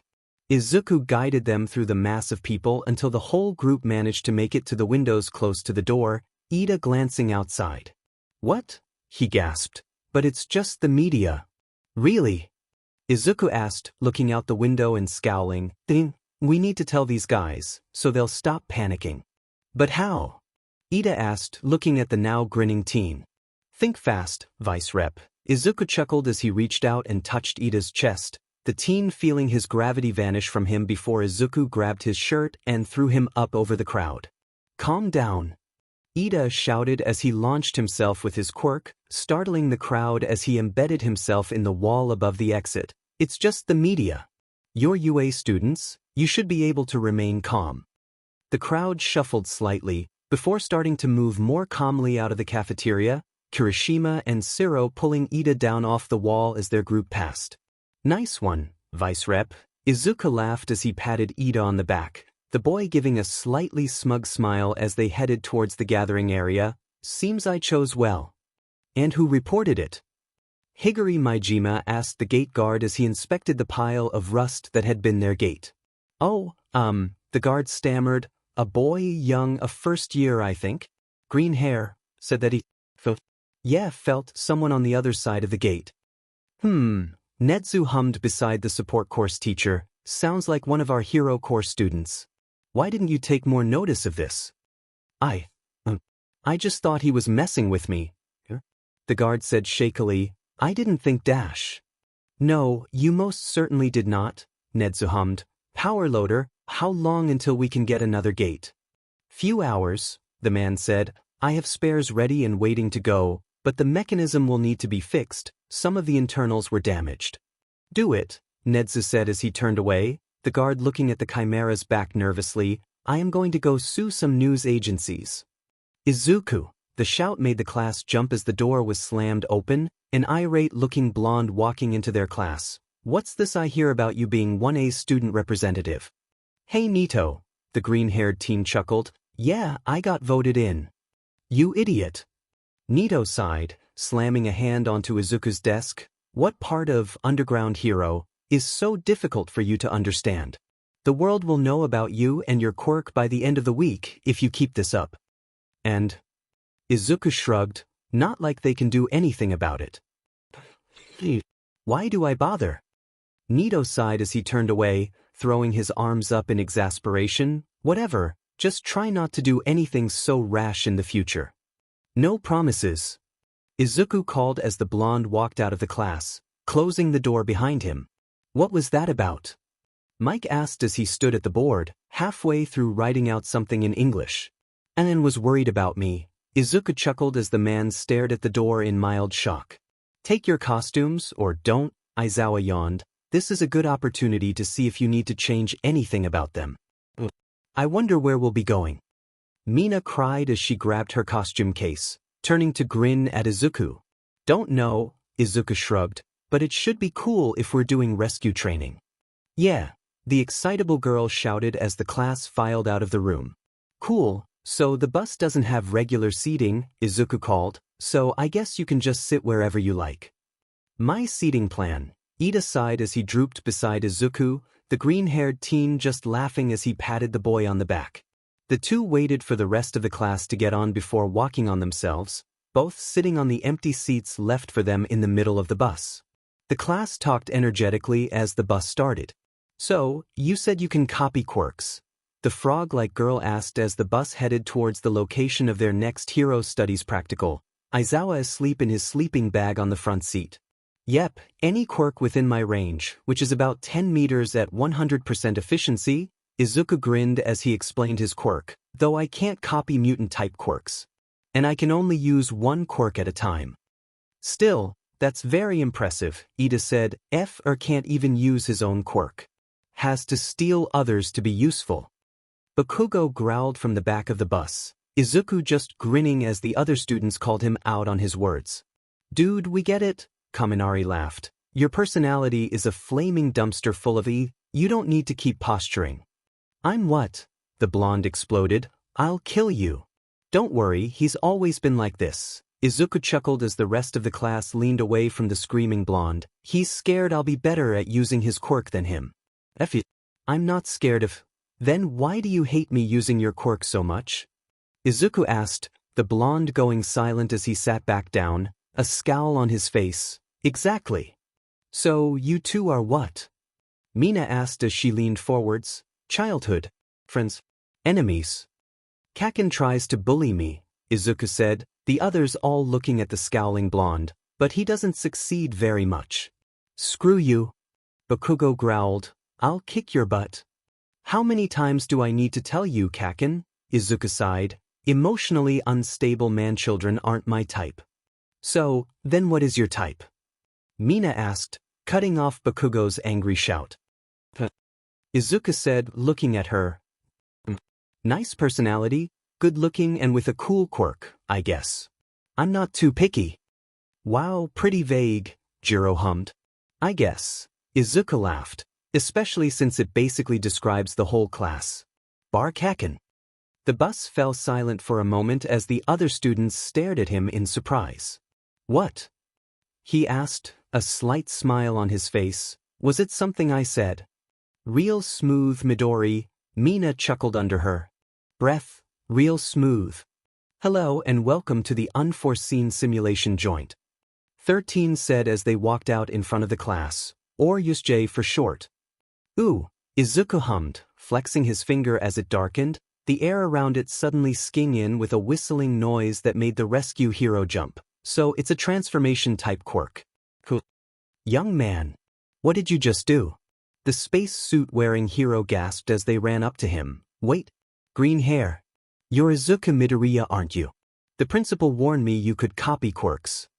Oh yeah, Izuku chuckled nervously. Sorry, I have a habit of trying to replicate any interesting quirks I come across. Don't, Aizawa growled as he stalked up behind the teen, grabbing his shoulder. Some people's quirks can be very dangerous if you don't know how to use them properly. Exactly. 13 said as they stepped back. As I'm sure you all know, I am the rescue hero 13, and I use my quirk, Black Hole, to help clear rubble and debris from disaster sites. However, my quirk can also be used to very easily kill. The excited chattering of the class suddenly quietened down as 13 looked towards Izuku. So, it is very important that you remember that quirks are dangerous. I'm sorry, sensei, Izuku said. I won't do it again. Very well, 13 sighed. Let's head inside. The class filed into the 𝐻𝐿, listening as 13 explained the building and its various zones. Izuku was listening intently, scribbling in his notepad when he felt the flash down below them, his head snapping up. A wave of nausea washed over him as he felt the quirk grow stronger, and how wrong it was. Sensei, Izuku gasped as he grabbed the man's arm, pointing down into the plaza. Someone's using a quirk down there. What? Aizawa sighed, looking in the same direction as the teen. What are you talk dash? The purple cloud expanded, a hand reaching out of it a moment later as a head of pale hair poked out, a severed hand covering the villain's face as he stepped through. The mist expanded further, more figures stepping through as they seemed to joke and laugh with each other, cruel grins on their faces. Who are those people? Kirishima asked. Is this part of the exercise? No. Aizawa growled, hand already on his capture weapon as he used the other to steady the wobbling Izuku. Those are real villains. 13. Protect the students. Izuku choked as the creature walked out through the portal. He'd felt many types of quirks over the years, but nothing like those two things. While All Might's multiple quirks had all been in balance, forming a star-like structure within him, theirs were a mess of twisted and torn light. The portal user only had 3, some kind of production control quirk as a base, a portal quirk and a mutation that made his body like gas. The other monster. That thing is dangerous, he gasped, looking at Aizawa as the man prepared to jump down. Powerful regeneration, shock absorption, and multiple super strengths, at least. It won't mean anything when I erase his quirk, Eraserhead muttered as he threw himself down the stairs. It's the right time, the pale-haired villain growled, his voice dry and cold. So where is All Might? Perhaps there was a change in schedule, a voice said, a pair of glowing yellow eyes emerging from the dark cloud, though it shouldn't be hard to get him to appear. Right? The pale-haired man grumbled. 𝐀𝐮𝐭𝐡𝐨𝐫, you have a job to do. Go do it. Izuku blinked, spinning as he felt the portal villain appear behind him. The mist man shouted in surprise as he fell out of the air, his quirk erased, Izuku's eyes glowing red. Grab him now, the green-haired teen shouted as he felt Aizawa reach the edge of his range. Quickly. Gotcha. Bakugo yelled as he leapt onto the man, Izuku blinking as he felt his hold on Aizawa's quirk rapidly diminish, the villain's body writhing under the blonde teen. Try anything and I'll blow you to hell. Everyone, get out. 13 shouted as they pointed at the door, the other students running towards it. Sensei! Izuku shouted as he turned to watch Aizawa decimating the villains below. Aizawa-sensei needs help. No. 13 shouted, grabbing him by the shoulder. Absolutely not. Enough! The portal villain roared, dark tendrils suddenly erupting from his body as they engulfed Bakugo, the blonde crying out in surprise before he vanished. We are the League of Villains, and we have come to kill All Might. Where is he? Kill All Might. Kezue muttered. How are you going to do that? None of your concern, young heroes, the man huffed as he spread his body out again, the dark mist moving to surround the students. For now, all you need to do is scatter and die. I won't let you. 13 shouted, holding up their hand. Izuku screamed, his own hands shooting up as the clouds erupted from his palms. He could redirect your attack. The green-tinged clouds slammed into the portal user just as 13 opened their glove, the powerful suction pulling in several of the clouds as the portal user was forced back, a look of surprise on his face. The clouds twisted, wrapping around the mist villain, pinning him in place as Izuku struggled to keep control of the quirk. What? Uraraka called, looking at Izuku in surprise. Where'd you get that quirk? Doesn't matter, Izuku growled, his head spinning as he clenched his hands. Get out. Midoriya. 13 shouted, reaching for the boy as blood began to drip from his nose. Come on. You have to leave as well. I have to hold him. Izuku gasped, another wave of nausea washing through him, his hold on the shredded quirk slipping just a little too much. Enough. The mist villain roared, his body exploding out of the clouds, the dark mist washing over the students as they screamed in fear. I said scatter and die. Izuku froze. The feeling of his classmates' quirks vanished as the mist engulfed him, surrounding him with only the sickening sensation of the torn and twisted quirks of the villain. His stomach churned as his head spun, the teen choking as he felt his lunch force its way into his throat as the wrongness of the quirk cloyed at his skin.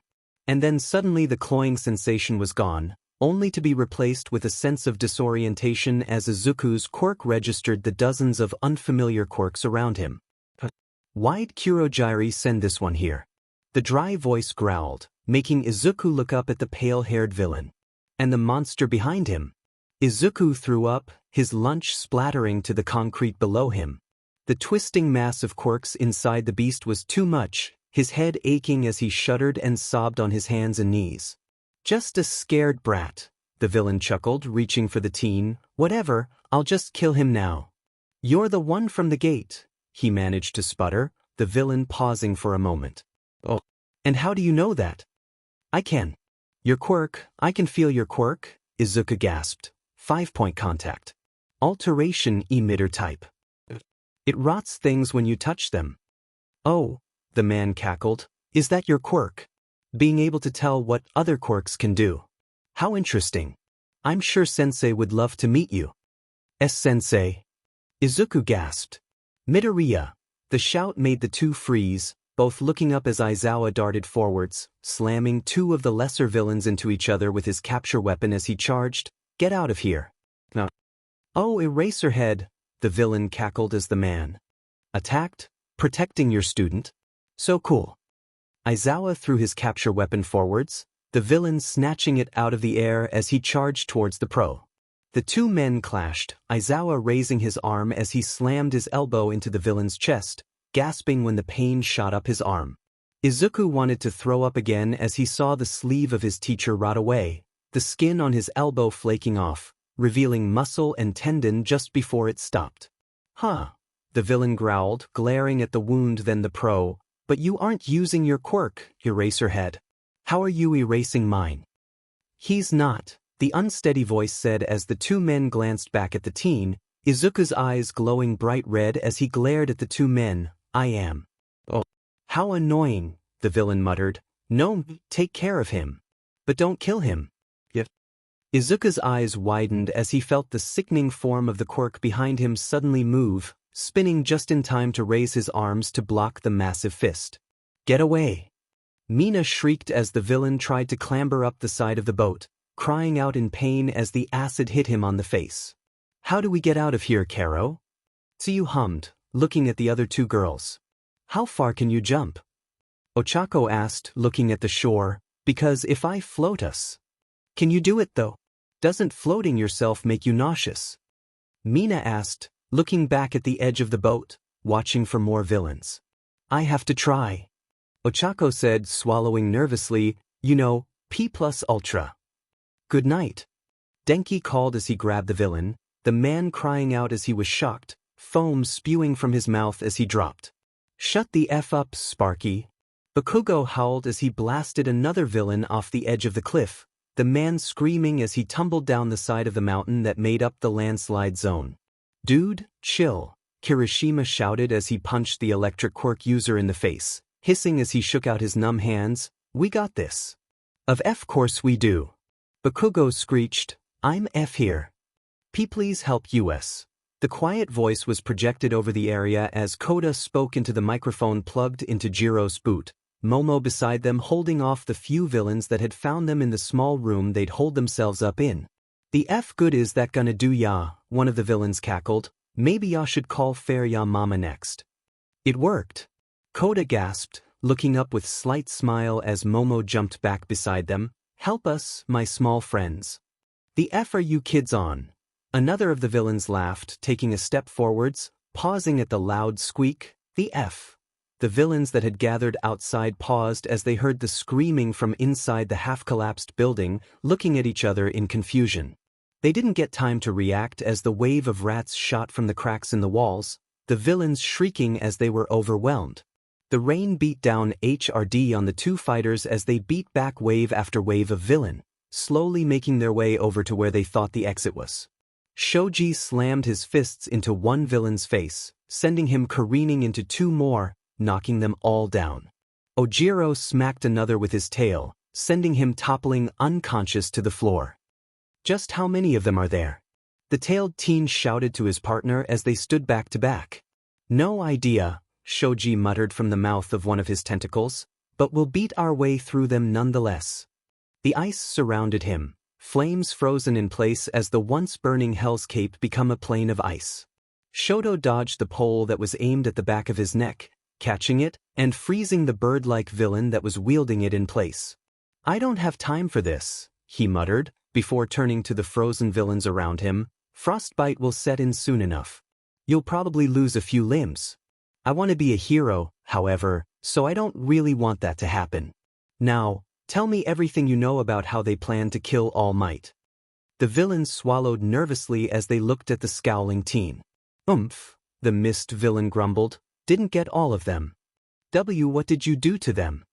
Toru gasped, her gloves jerking erratically as she seemed to be looking around. "Where'd they go?" "Oh, your friends are around for now," the villain chuckled. "But now I simply need to keep you ∞. The villain was cut off as dark shadow slammed into him, stunning the man as he was pinned to the wall. "Ida!" 13 shouted as the other students bolted towards the door. "You need to run to get help. We don't have communications right now, so you're our only hope." "Like I'd let you," the mist villain growled, suddenly vanishing from under Dark Shadow's hand, reappearing just in front of the door. "Begone." "No." The shout made him pause, looking over just as 13 activated their quirk, dragging almost half the villain's mist-like body towards them. "Damn it," he swore, opening the portal just behind the pro, the hero shutting off their quirk a moment before it could hurt them. "This is getting ridiculous."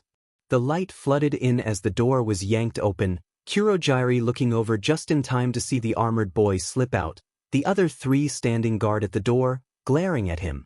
"Damn it," he muttered, before vanishing into the air. I've been on a writing hype these past few days. I'm already up to chapter 20 of Echo Chamber. How crazy is that? Like, only a couple more and I'll have the whole of September covered for updates." Izuku grabbed at the quirk, his head aching as he forced it to work. The fist slammed into his arms, pain rocketing through his body as he was thrown back. He fought against the overwhelming sensation, grabbing at another quirk as he skidded across the floor. Midoriya, he heard his teacher scream, the man still fighting off the last of the villains even as his arm hung limply at his side. Ow! Izuku grunted as the dust cleared, his arms purple as he lay on the ground, having been thrown back by the creature's massive strength. That hurts like hell. Midoriya! Aizawa shouted, "What? How?" Shock absorption, the teen muttered as he staggered to his feet, his arms already almost fully healed as he stared down the monster, the creature looking at him strangely. "What? But you said your quirk was sensing." The villain hissed, "What the hell are you? How do you have more than one quirk?" "None of your business." Izuku shouted back, his breath catching as he felt a familiar collection quirks reappear. Tamura Shigaraki, the mist villain, said as he hovered beside the man's shoulder, "One of the students managed to escape." "Damn it, Kurogiri, if you weren't out warp gate out of here, I'd kill you right now," the villain called Shigaraki hissed. "Someone." Izuku hummed, blinking as he felt the two quirks moving quickly away from the building. "You're screwed now." "Damn it, damn it, damn it." Shigaraki shouted, scratching at his neck as he threw a fit. "This isn't how it's supposed to go. It's game over. Back to the title screen. Damn it. The best laid plans of mice and men, 𝐻𝐵." Izuku called as he slowly started backing away, locking eyes with Aizawa as the pro finished off the last of the other villains, the man breathing heavily, "Though I doubt you're smart enough to get that reference. Damn it. And All Might isn't even here." Shigaraki screamed, suddenly spinning to glare at Izuku, "This is bullshit. And it's all your fault." "Who?" the teen said, pointing to himself. "Me. Are you sure it isn't 'cause you're a dumbass?" "Nomu," the man growled, "kill him already." "F that." The explosion engulfed the monster's head, throwing it back as Bakugo suddenly leapt over Izuku, his gauntlet already pulsing as he landed on the creature's shoulders, pointing it directly at its head. "F die. Katsuki no." Izuku screamed as he watched the monster grab the blonde. The snap and scream that followed made Izuku want to vomit, the massive black hand closing around Bakugo's leg just as he unleashed the explosion, snapping it like a twig. The blast from the gauntlet just barely clipped the side of the monster's head as the blonde was tossed aside, slamming into the wall as he coughed up a gout of blood. And Izuku saw red. He grabbed at the quirks inside the beast, his head aching as he forced himself to copy the swirling mass of light. He felt sick. He felt so sick as the mass of twisted light grew within him, his body wanting to reject it as he stepped forwards, his bones groaning under his sudden new strength, splintering before healing just as quickly. He felt himself begin to black out, the world going dark as he struggled to maintain the mess of power within him. Suddenly, an image appeared in his mind.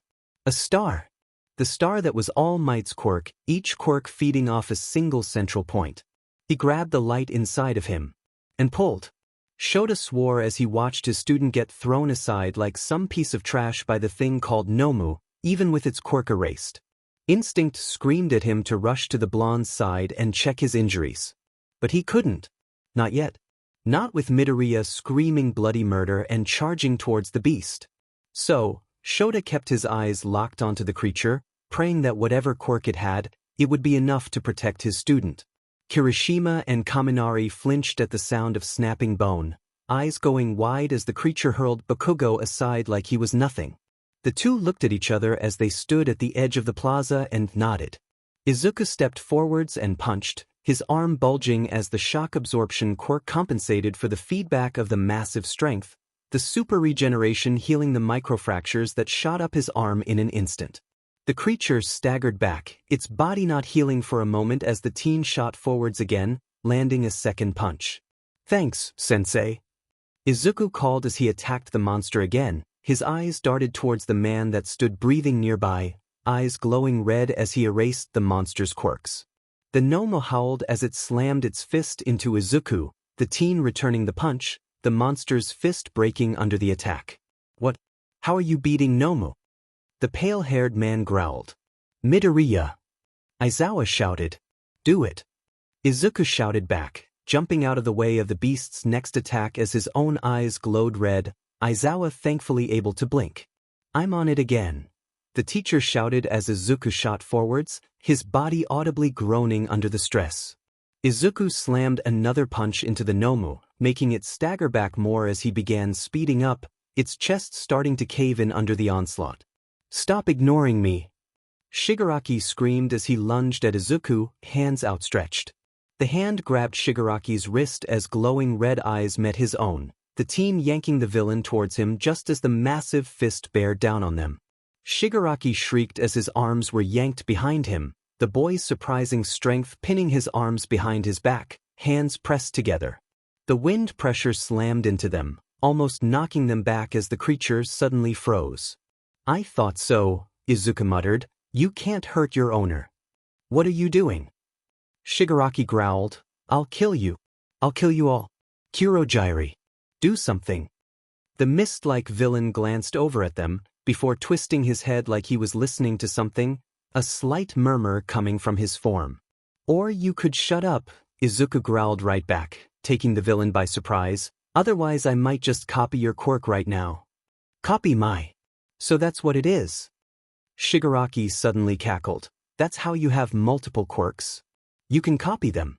"Yes, Sensei would definitely be interested in you." "I'm sure, and unless you want to know what yours feels like, I suggest calling off your pet abomination and surrendering," Izuku replied, squeezing the villain's wrist tightly. "I'm sure it'll make it a lot harder for you to use your quirk when you're missing your hands." "How vicious," the man giggled, the sound making Izuku's skin crawl. "And I thought you were supposed to be training to be a hero." "Underground," Izuku chuckled back, an edge to his voice as he glanced at the monster. "We do what is necessary to protect from the shadows."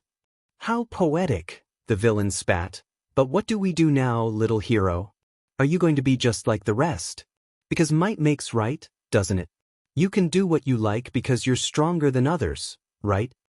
"Nah," Izuku chuckled, drawing his head back slightly as he grabbed the monster's quirks again. "Now go to sleep."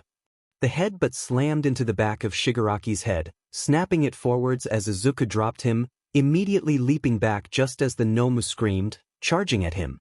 A quick glance to the side gave Izuku the information he needed, the teen digging his heels into the ground as he skidded to a halt.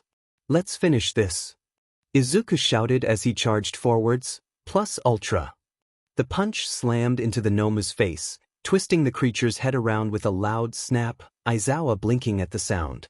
The monster made a keening noise for a moment as it seemed to try pulling its head back into place. Its arms flailed weakly, as if it couldn't control them properly, before a wave of ice engulfed it, a second, dark blue, layer quickly joining it as Izuku grinned at the nearby Todoroki. The ice groaned as the creature inside seemed to fight against it, Izuku and Shoto both quickly adding another layer of ice to the creature's prison.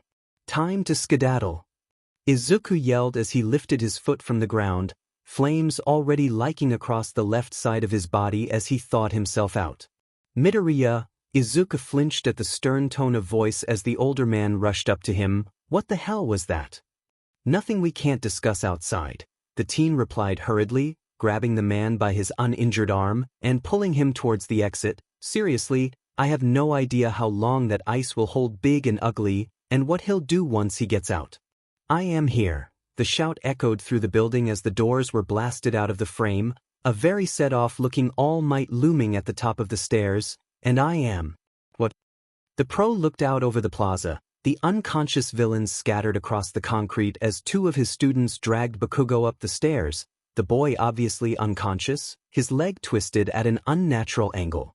Just behind them, Midoriya was all but dragging Izuku away, Todoroki walking close beside them as he watched the teen drag their teacher towards the stairs.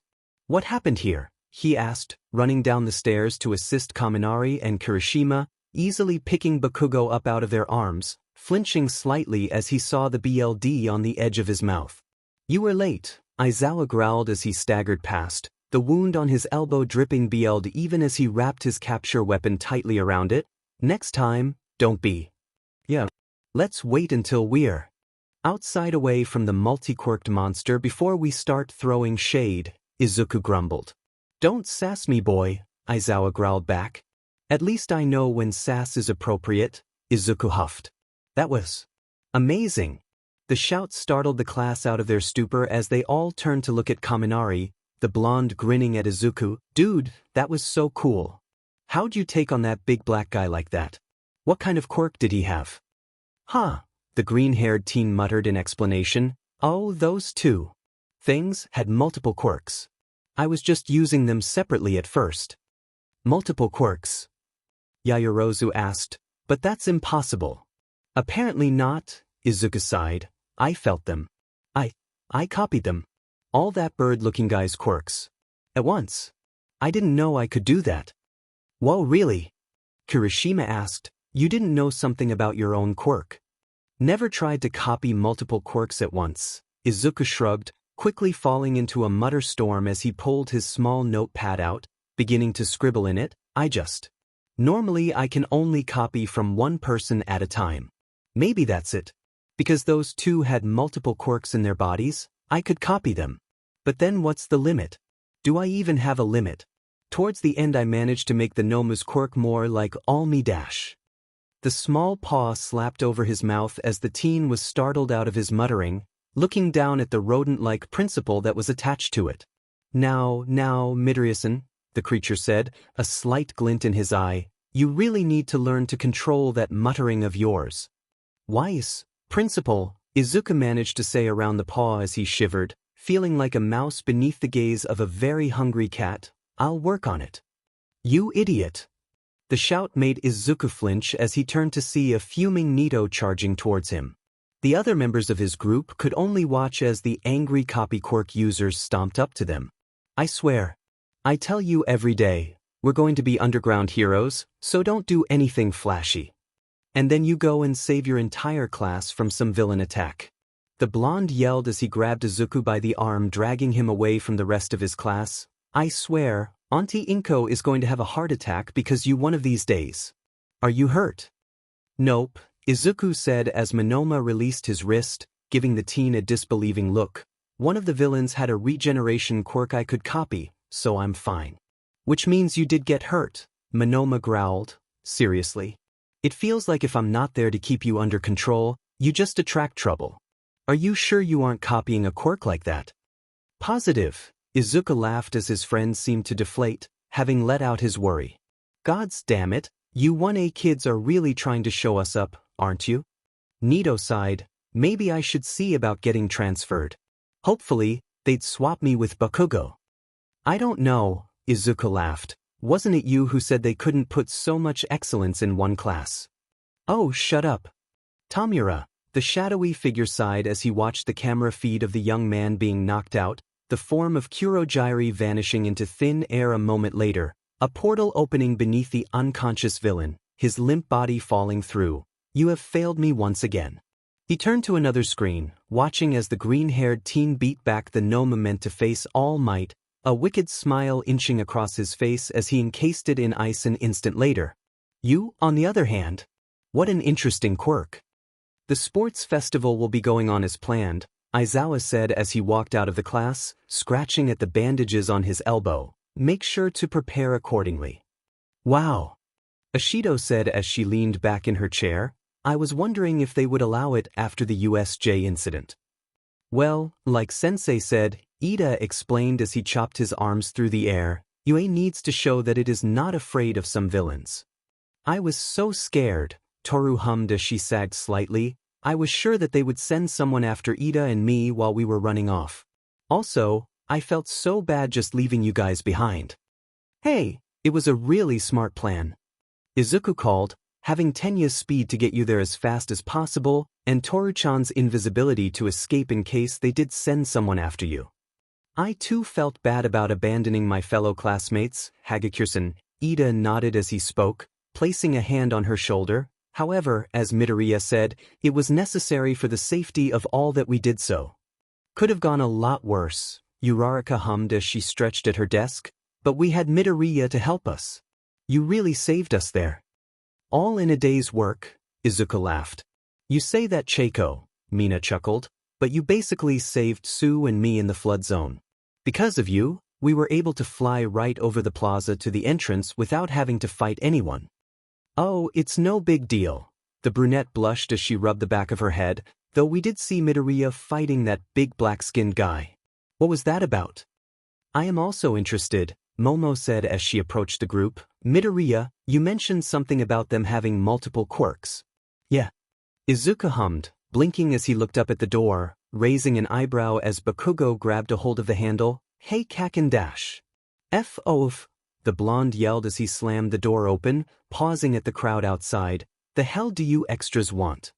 Extras. One member of the crowd said, stepping forwards, a tired grin under his thick eye bags, his purple hair sticking straight up. Wow, you hero course kids really are that arrogant. We're just scoping out the opposition. You know, if the Gen Ed students do well enough, we can replace a hero class stud dash. Awesome quirk. The shout cut him off as Izuku pushed past Bakugo, staring starry-eyed at the purple-haired teen. Dude, if your quirk works the way I think it does, you should totally have been in the hero class. You would make a perfect underground hero. But I guess the entrance exam screwed you, right? What? Who the hell are you? The boy said, stepping back as Izuku produced a notebook. Oh, sorry. Izuku grinned as he held out a hand. Izuku Midoriya, my quirk is called Echo. I can sense and copy the quirks of those within a 2-meter radius of myself. Copy? The boy asked, and you can tell what they do. Exactly. Izuku hummed as he stepped closer to the boy. Now, can you tell me more about your quirk? I'd love to help you develop it. Move, Deku. Bakugo screeched as he shoved past the two of them.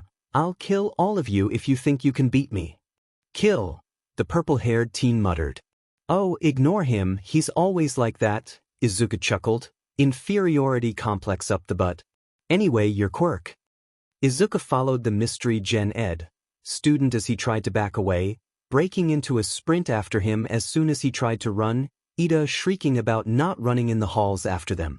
Ochako watched as Izuku disappeared through the door, leaning over and muttering to Momo, I thought his range was 10 meters. Sensei, Tamura Shigaraki said as he scratched at the bandages wrapped around his head, the large bump on the back of his head still not having gone down. I want to kill him. Of course you do, the voice replied from the television, a hint of tiredness in it, the young man looking at the screen in surprise. Is something wrong? Tamura asked, did I do something wrong? No, Tamura Shigaraki, you did nothing wrong, the voice said reassuringly, all hint of tiredness gone. Just because your plan failed doesn't mean that I'm upset. Remember, I will always be here to support you no matter what. Thank you, Sensei, Tamura said as the screen went blank, before turning to look at Kurogiri, the man dressed in his bartender uniform. Yes, Tamura Shigaraki. What is it? The mist-like man asked, not looking up from the glass he was cleaning.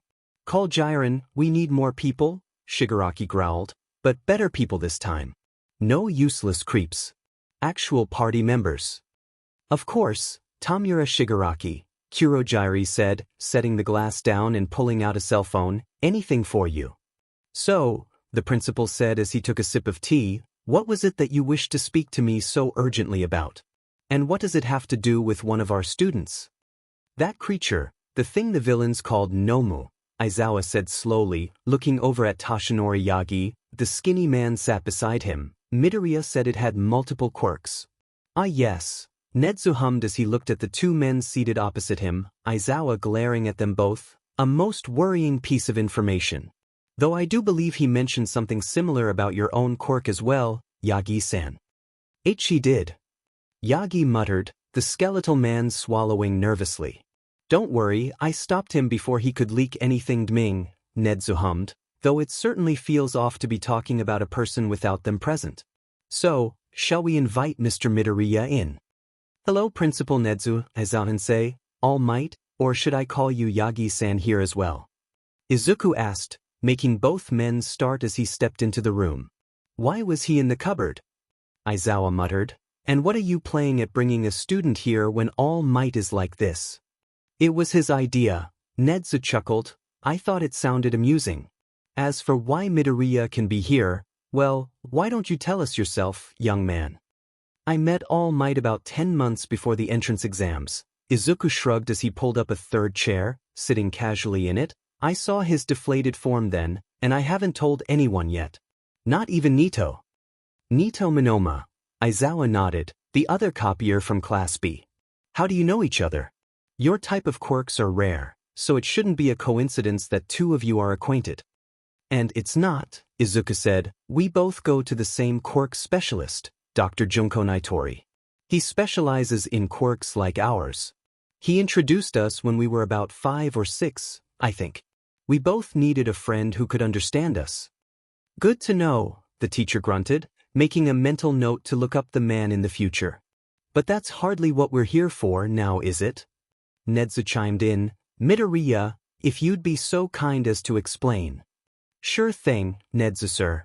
The teen grinned easily, making both men shudder. No one should be able to smile like that around the principal. I was able to copy all of the Nomu's quirks at once, something I had no idea I could do, except it made me feel exceptionally ill to do so.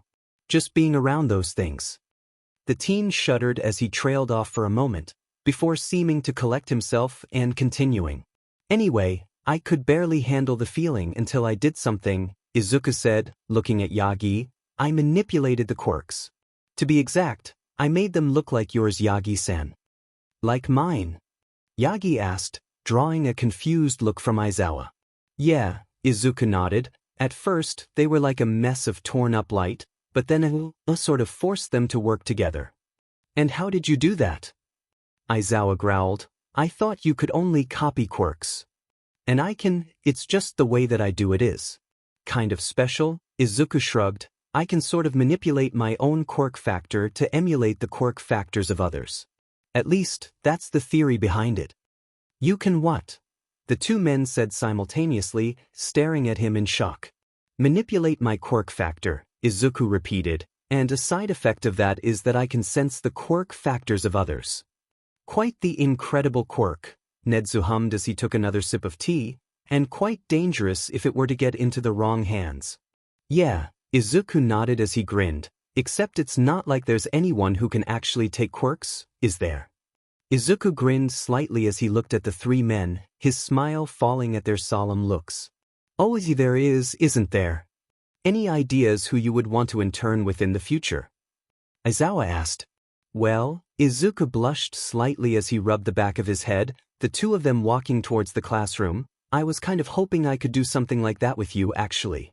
Me? Aizawa was genuinely surprised. Why? Isn't my quirk essentially the opposite of yours? Which is exactly why. Izuku said, you erase quirks, I replicate them. I need as much experience in different ways of fighting as I can get, so I know how best to use another person's quirk. And I kind of want to learn how to fight quirkless properly, for when I can't copy other quirks. Also, I think your quirk is 𝐒𝐮𝐿. Aizawa reeled slightly at the kid's honesty and sincerity but was impressed by his forward thinking. Not totally illogical, the pro grumbled as he nodded to the youth, remembering the time he'd thought of teaching him and his friend how to properly fight at the beach. Except internships are meant to teach you things you can't learn inside UA. So, you'll have to choose someone else. Oh, the teen gave a dejected sigh as he opened the classroom door. Thanks anyway. A thought popped into Shota's head as he watched the teen enter the classroom. Maybe I should recommend him to her.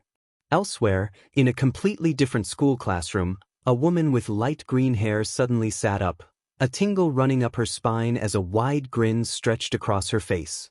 It's pretty interesting that they're allowing the sports festival to go on even after your class was attacked like that, the blonde muttered as the two boys sat in Izuku's room doing their homework. Hey, we managed to drive off the guys behind it, so it should be safe, Izuku hummed in reply, musing over a math problem, and anyway, it's not like we were in that much danger. Aizawa-sensei and 13 were right there, so we had protection. Says the guy who had both his arms broken by a bird monster. Nito huffed as he glared at his friend. And don't try to wave it off, you butt. You really had me worried.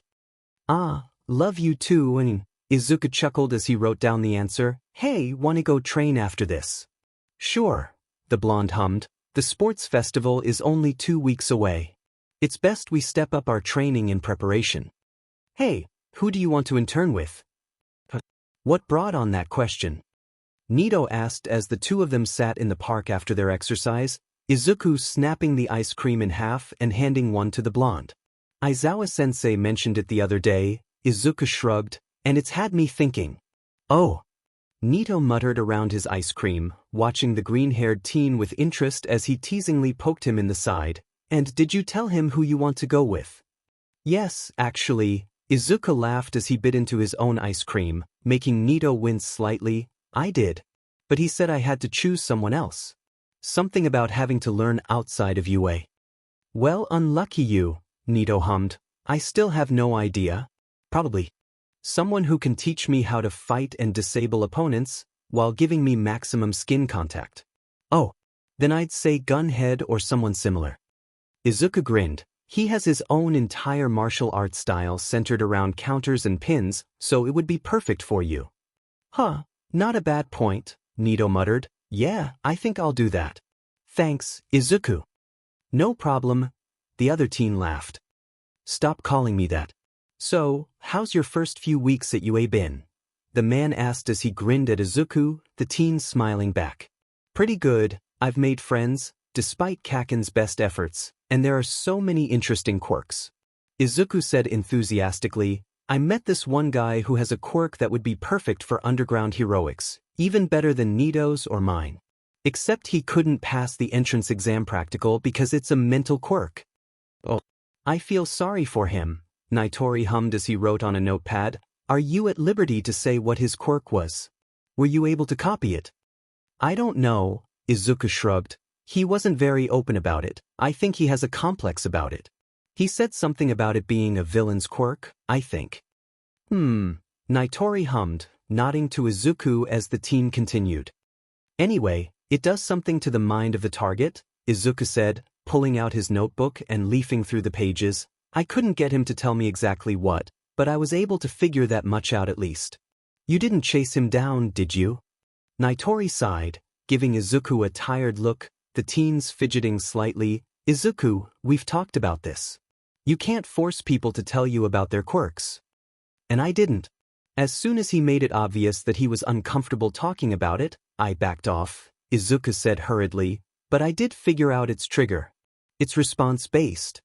Response-based. Nitori hummed. So, a mental quirk that's response-based. That actually sounds very powerful, especially for an underground hero. That's exactly what I told him.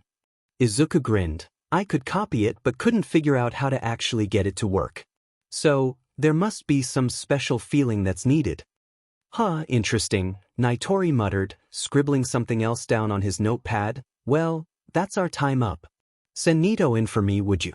I'll make sure to finish his session as quickly as possible so the two of you can go train. The sports festival is only a week away, after all. Sure thing, Nitori-sensei.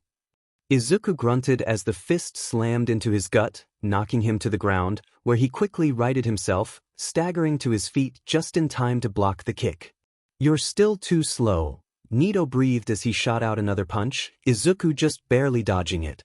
Stronger than you, though, Izuku shot back. Your punches are like fairy kisses. That just makes you a meathead. Nito laughed as he tried to tackle Izuku. And you're a lightweight, the green-haired teen countered, meeting the blonde with a tackle of his own. The two teens grunted as they fought for superiority, Izuku quickly overpowering Nito as the blonde struggled under the other's strength. Suddenly, a grin shot across the blonde's face, letting his body go loose as he fell backwards. Izuku squawked in surprise as he was dragged forwards, coughing as the foot hit his chest, Nito throwing him over his body to land heavily on the sand. Ow, Izuku muttered, barely managing to roll out of the way as Nito leapt to his feet and tried to stamp on him, going all out. Of course, Nito growled, jumping over Izuku's hand as the teen tried to grab his ankle. I have to in order to have a hope of taking you down. Like I said, lightweight. Izuku laughed as he stumbled back to his feet, darting forwards with a jab, Nito hissing as he blocked it, forcing him back several feet. And you're just a meathead. Nito shouted as he jumped forwards, Izuku leaping in at the same time, the two crying out as their skulls slammed into each other, the two collapsing to the ground clutching their heads. Ow, how hard is your demon head? Izuku groaned. I could ask you the same thing. Nito muttered as the two sat back on the sand. Damn it, this isn't working. What do you mean? Izuku breathed slightly as he moved over to grab their water bottles, tossing Nito's to him. We're already too familiar with each other's fighting styles, Nito replied. We're going to develop weird habits if we keep this up. Like 𝐻𝐿 and his right hooks. Izuku hummed through his bottle. Exactly, Nito nodded. We need something more. Variation. Guidance. A teacher. Oh, and who should we ask to do that? We don't exactly have a ton of money for a dojo membership, Izuku chuckled, already knowing where his friend was going. And we won't need any, Nito said, grinning back. Extra training.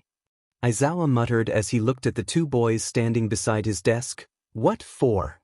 The sports festival, Izuku said. You know that Nito and I don't really know how to fight properly, so we were hoping you'd be willing to show us some of the basics. You already get the basics from your sparring classes, Aizawa grunted. What's the real reason? Oh, for crying out loud, Izuku, Nito sighed, looking at the teacher. We want to learn to fight like you. You're the only underground pro we know and have access to, so you're the best option. Oh, and what will I get out of this? Aizawa muttered, going back to his work. I'm very busy. What makes you think I have the time to work with you? You're a teacher, Nito huffed. It's your job to help students when they ask. Shota huffed as he glared at the blonde, before giving a quiet sigh. Fine. But if you can't keep up, I'm stopping. Thank you, sensei, the two said simultaneously as they bowed. Worst best decision we've ever made, Izuku groaned from the floor, currently laid out on the mats as he watched his homeroom teacher basically fling Nito across the room. I concur, the blonde coughed as he was slammed into the ground beside Izuku. Come on, you two, Eraserhead growled. If you have enough energy to make quips, you have enough energy to keep going. Yes, sensei, the two cried as they jumped to their feet, charging the man again. Hey Midori, do you think you could help me with my quirk? Mina shouted as the class ended, jumping up from her seat and hurrying over the green-haired teen. Oh, sure, Izuku replied, smiling up at her. Hey, I wanted to ask him to help me too. Kirishima called as he rushed over. You had me thinking about my quirk and how hard I can make myself. And I'd be glad to help you get harder, Izuku chuckled calmly, making the redhead blush slightly. Anyone else want some help with their quirks? Several more of the class called out in confirmation, gathering around his desk. I don't need your help, worthless Deku.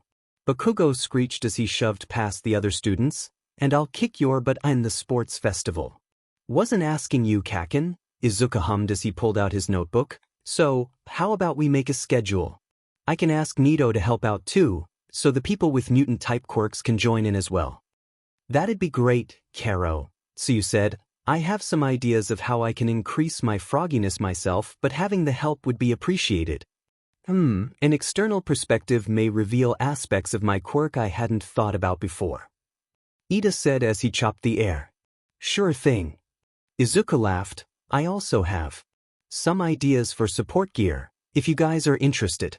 So, if you cup your hands like this, you can spray the acid much further. Oh wow. I never thought of that. The pink-skinned girl gasped as she watched the stream of fluid spray out from between Izuku's fingers, the teen shaking the excess off and rubbing his hands on a towel. Thanks, Midori. Anytime, Pinky. Pinky.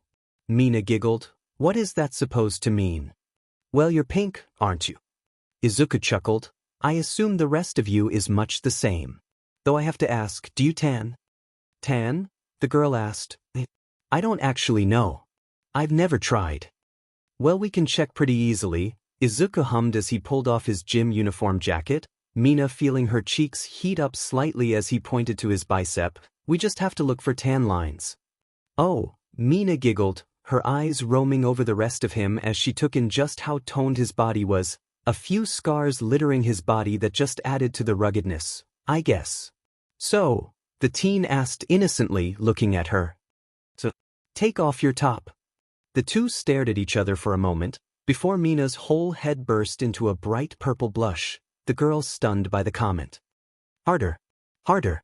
The shouts were accompanied by the sounds of clashing and grinding stone, the two teens punching each other as hard as they could as they sparred. 𝐀𝐮𝐭𝐡𝐨𝐫 was as hard as he could go, his body lined with sharp angles and his hair spiked. Izuku looked much the same, his shirt shredding as they punched each other, his hair turning into a bed of green spikes much like a hedgehog. "Are you a man or are you going to beat me harder?" Izuku yelled as 𝐀𝐮𝐭𝐡𝐨𝐫 swung a massive uppercut, catching the teen in the chin with the sound of cracking stone. "Manly!" the teen yelled as Izuku was thrown back, thin cracks forming up his jawline as similar cracks covered 𝐀𝐻𝐭𝐡𝐴's fist. "Nice punch," Izuku said as he got to his feet, "but you can go harder." 𝐀𝐻𝐭𝐡𝐴 stared as Izuku suddenly shifted, the angles of his body growing even sharper as his gym uniform was shredded off of him, falling to the ground, the sound of screeching stone echoing through the gym as he moved. "Dude's so manly," 𝐀𝐻𝐭𝐡𝐴 called as the other teen darted forwards, slamming a hardened fist into his stomach, throwing him to the floor. "Whoa," Izuku gasped as he released the quirk. "Man, it is hard to move like that." "Dude, that was extra manly. How'd you do it?" 𝐀𝐻𝐭𝐡𝐴 shouted as he jumped to his feet. "I just went maximum hardness," Izuku said as he patted 𝐀𝐻𝐭𝐡𝐴 on the shoulder, "though I can only hold it for a few seconds. But with practice I'm sure you'd be able to do it for even longer." "Awesome. It's like a super move." 𝐀𝐻𝐭𝐡𝐴 laughed, blinking as he looked over Izuku, the teen's clothes basically entirely shredded off of him. "Oh shoot, your gym uniform." "It's fine," Izuku shrugged. "I'm used to Quirk's messing up my clothes. I have spares. Also gives me an excuse to show off." 𝐀𝐻𝐭𝐡𝐴 blushed as Izuku flexed, impressed by the tightly formed muscles that covered his body. "Manly," the teen whispered to himself. "Okay, flash me," Izuku said, looking at the invisible girl. "WhatIf?" Toru gasped. "That's too bold, Midori." "What?" Izuku replied, smirking slightly at her. "I meant with your quirk, Toru-chan." "Oh," the girl said, pulling open her gym jacket. "Not that part of your quirk. You can just use your hand," Izuku laughed, "though I'm not going to complain if it makes it easier." "Oh, right," the girl said as she pulled the zipper back up, the light warping around her hand a moment later. "So, it's like this, right?" The flash was bright, making both of them reel back as they rubbed their eyes. "Yep," Izuku hummed, blinking rapidly as his sight returned. "Ow, that hurt," Toru muttered. "How am I supposed to use this if it blinds me as well?" "Then just close your eyes for the second that you use it," Izuku shrugged. "You know when it's going to happen and your opponent doesn't, so it should be okay. I guess. But closing my eyes like that is kind of scary."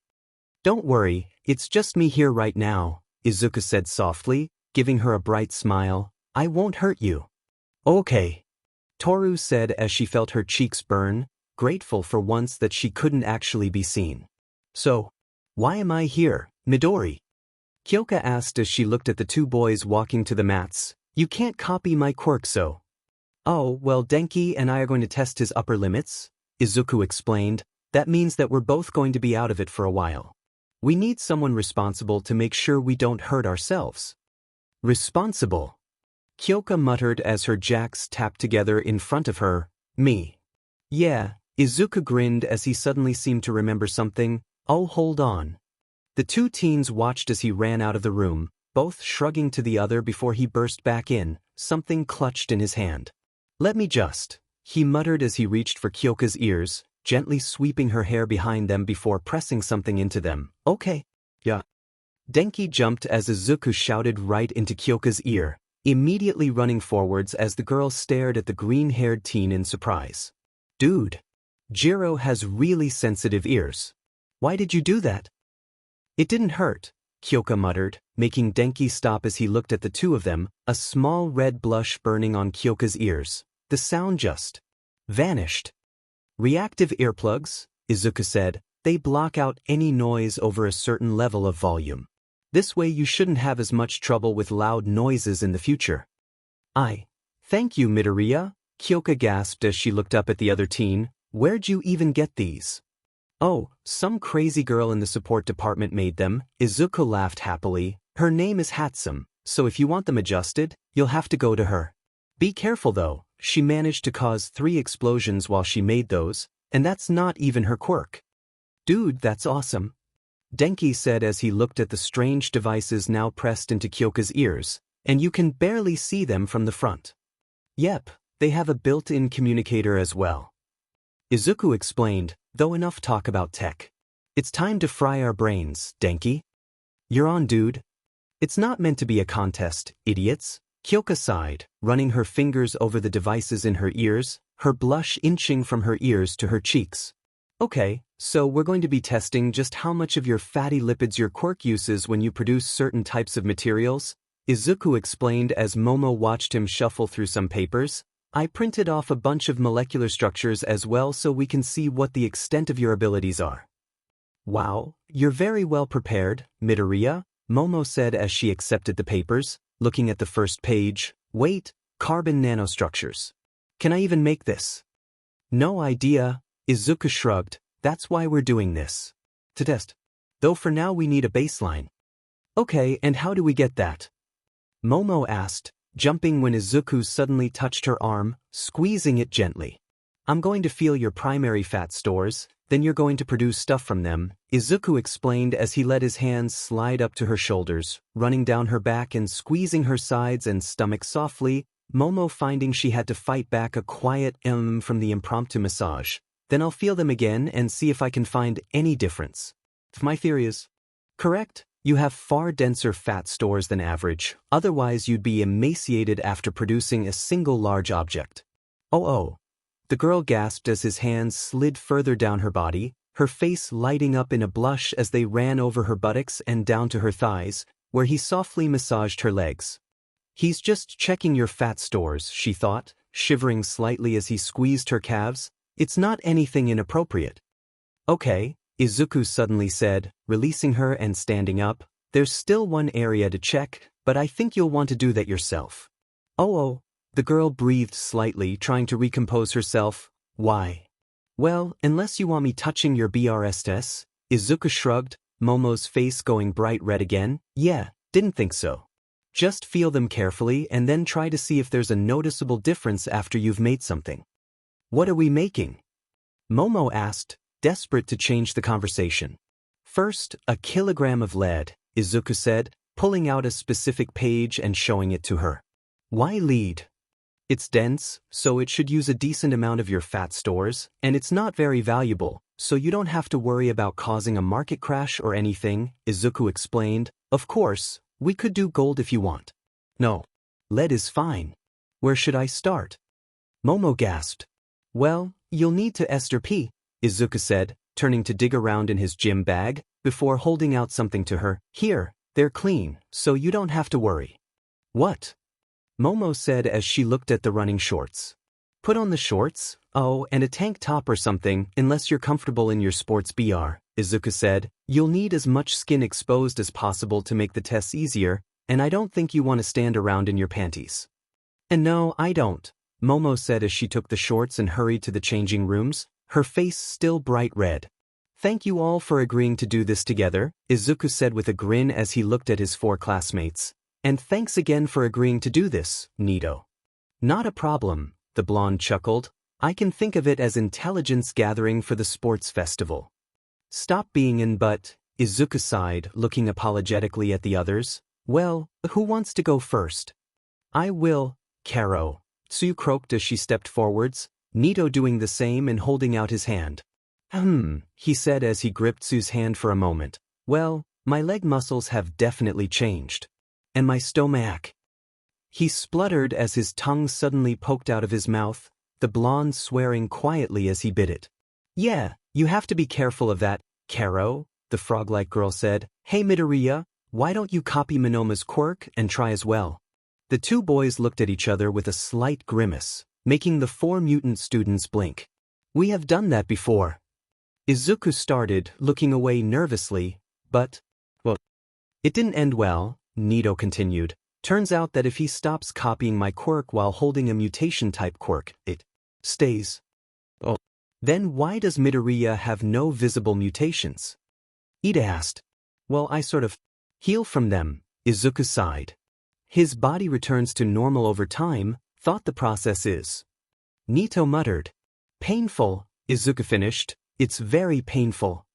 Oh, I apologize, Ida gasped, bowing low, and Tsuyu gave them an apologetic look. I'm sorry as well, Karo, the girl said. I didn't mean anything by it. Not a problem. Izuku chuckled, suddenly back to his old self. I'd want to know too if I were in your position. Now, let's get back to training. Just the first 2 rounds of the sports festival. Getting through them nice of fast because I want to get to some of the more interesting fights. A word of warning. Things will get graphic in a few chapters. I'll mention it again on the relevant chapters, but I wanted to tell you all now as well. Midoriya, Todoroki said as he walked up to the chatting teen, the rest of the class falling silent as they stood in the stadium waiting room. Your quirk allows you to copy the quirks of others. Yeah. Izuku grinned. What, worried? That means if you copy mine, I'll be using the flames. Izuku hummed, startling the heterochromatic teen. Yes. I don't know why you aren't, but if I need your quirk, I'll be using the whole thing. Todoroki just growled before turning away, a conflicted look on his face. Hi everyone. Izuku called as he stood behind the podium at the sports festival, smiling widely at the students gathered below him. I'm super proud to be here. As I'm sure are all of you. The students looked at him strangely as he spoke, some whispering to each other at his strangely chipper personality. As I'm sure you've all heard by now, I can copy quirks. The murmuring got louder, though Izuku was sure he heard a certain someone slapping his face in exasperation. So I just wanted to thank you all for letting me use your quirks to compete today. I'll make sure to showcase them properly. Other than that, may the best student win. Plus ultra. Izuku walked forwards silently, a 2-meter gap between him and the rest of the crowd as he positioned himself right on the starting line. He grinned as he closed his eyes, feeling the myriad of quirks around him, each flashing as their owners prepared to use them. He quickly picked out a few that he could use to get started, a strategy already forming in his mind. Start! The crowd surged forwards, Izuku taking a deep breath as he ran. A moment later, he felt the light of Todoroki's quirk surge, jumping off the ground and expelling the breath in his lungs as hard as he could. The air swirled below him, forming into an invisible disc as he landed on its angled surface. He grabbed the next quirk, the familiar feeling of the soles of his feet tingling as he activated it, launching himself forwards over the tightly packed crowd in the exit. His back tingled as he activated Yaoyorozu's quirk, the girl launching herself over the crowd with a long iron rod she was producing from her hand. Izuku grinned as his jacket ripped, the metal and fabric wings snapping out as he finished creating the object. Whoa, Eraser! Mike shouted over the speakers. Did Midoriya have permission to use support gear?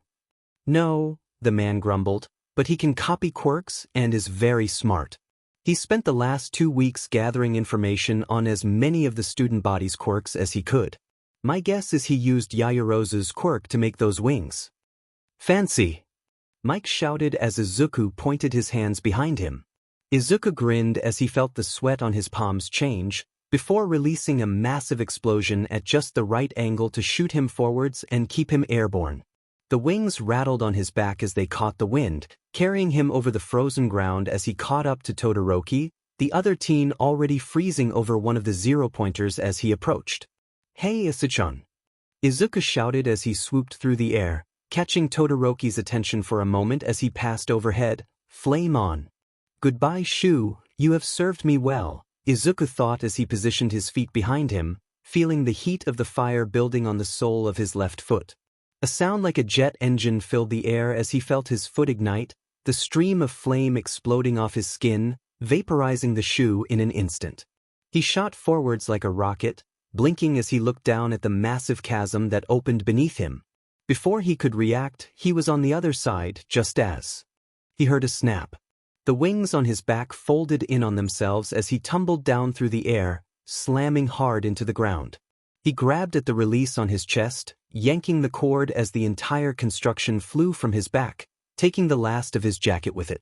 He rolled over the hard ground, staggering to his feet as he heard Mike shouting something over speaker system, his ears still ringing too loudly to hear him properly. He dusted himself off, looking down at his well-muscled body to make sure that he didn't have any particularly bad injuries, before running on. He reached the minefield just as his hearing returned fully, listening to Mike announcing that several others had made it across the chasm.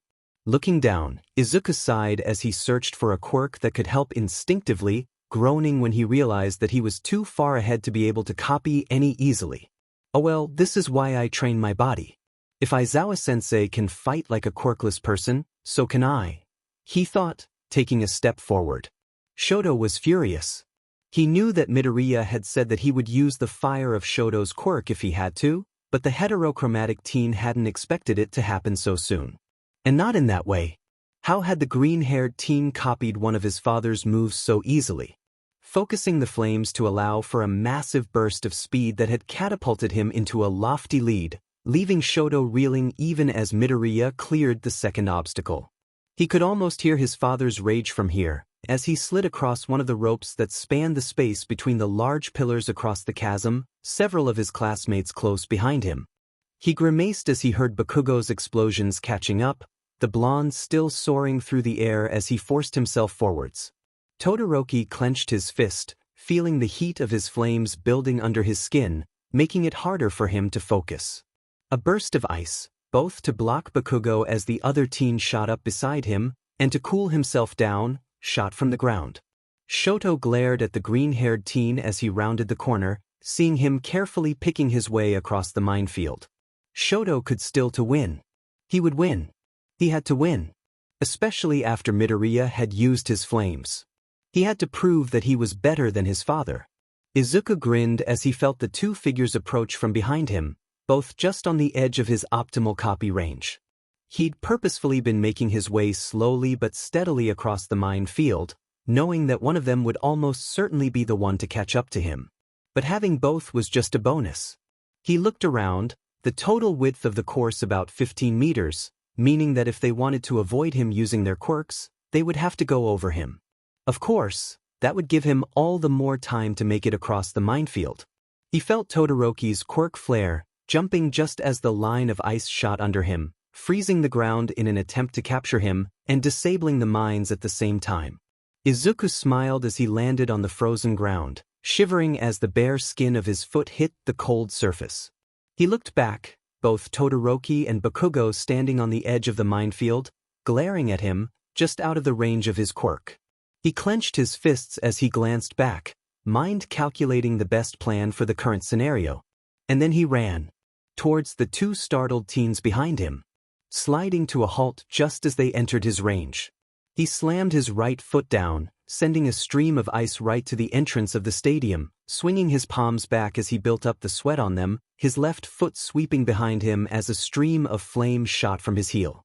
The mines exploded, sending up a wall of pink smoke and a shockwave as he detonated his palms a second later, sliding across the ice like a rocket, his left foot raised. He grinned as he reached the end of the ice trail, leaping forwards into the hallway that led to the finish line. And Midoriya wins. Mike screamed over the speakers, with an amazing showing of his opponent's quirks. I bet they'll be taking notes on how he used them after this.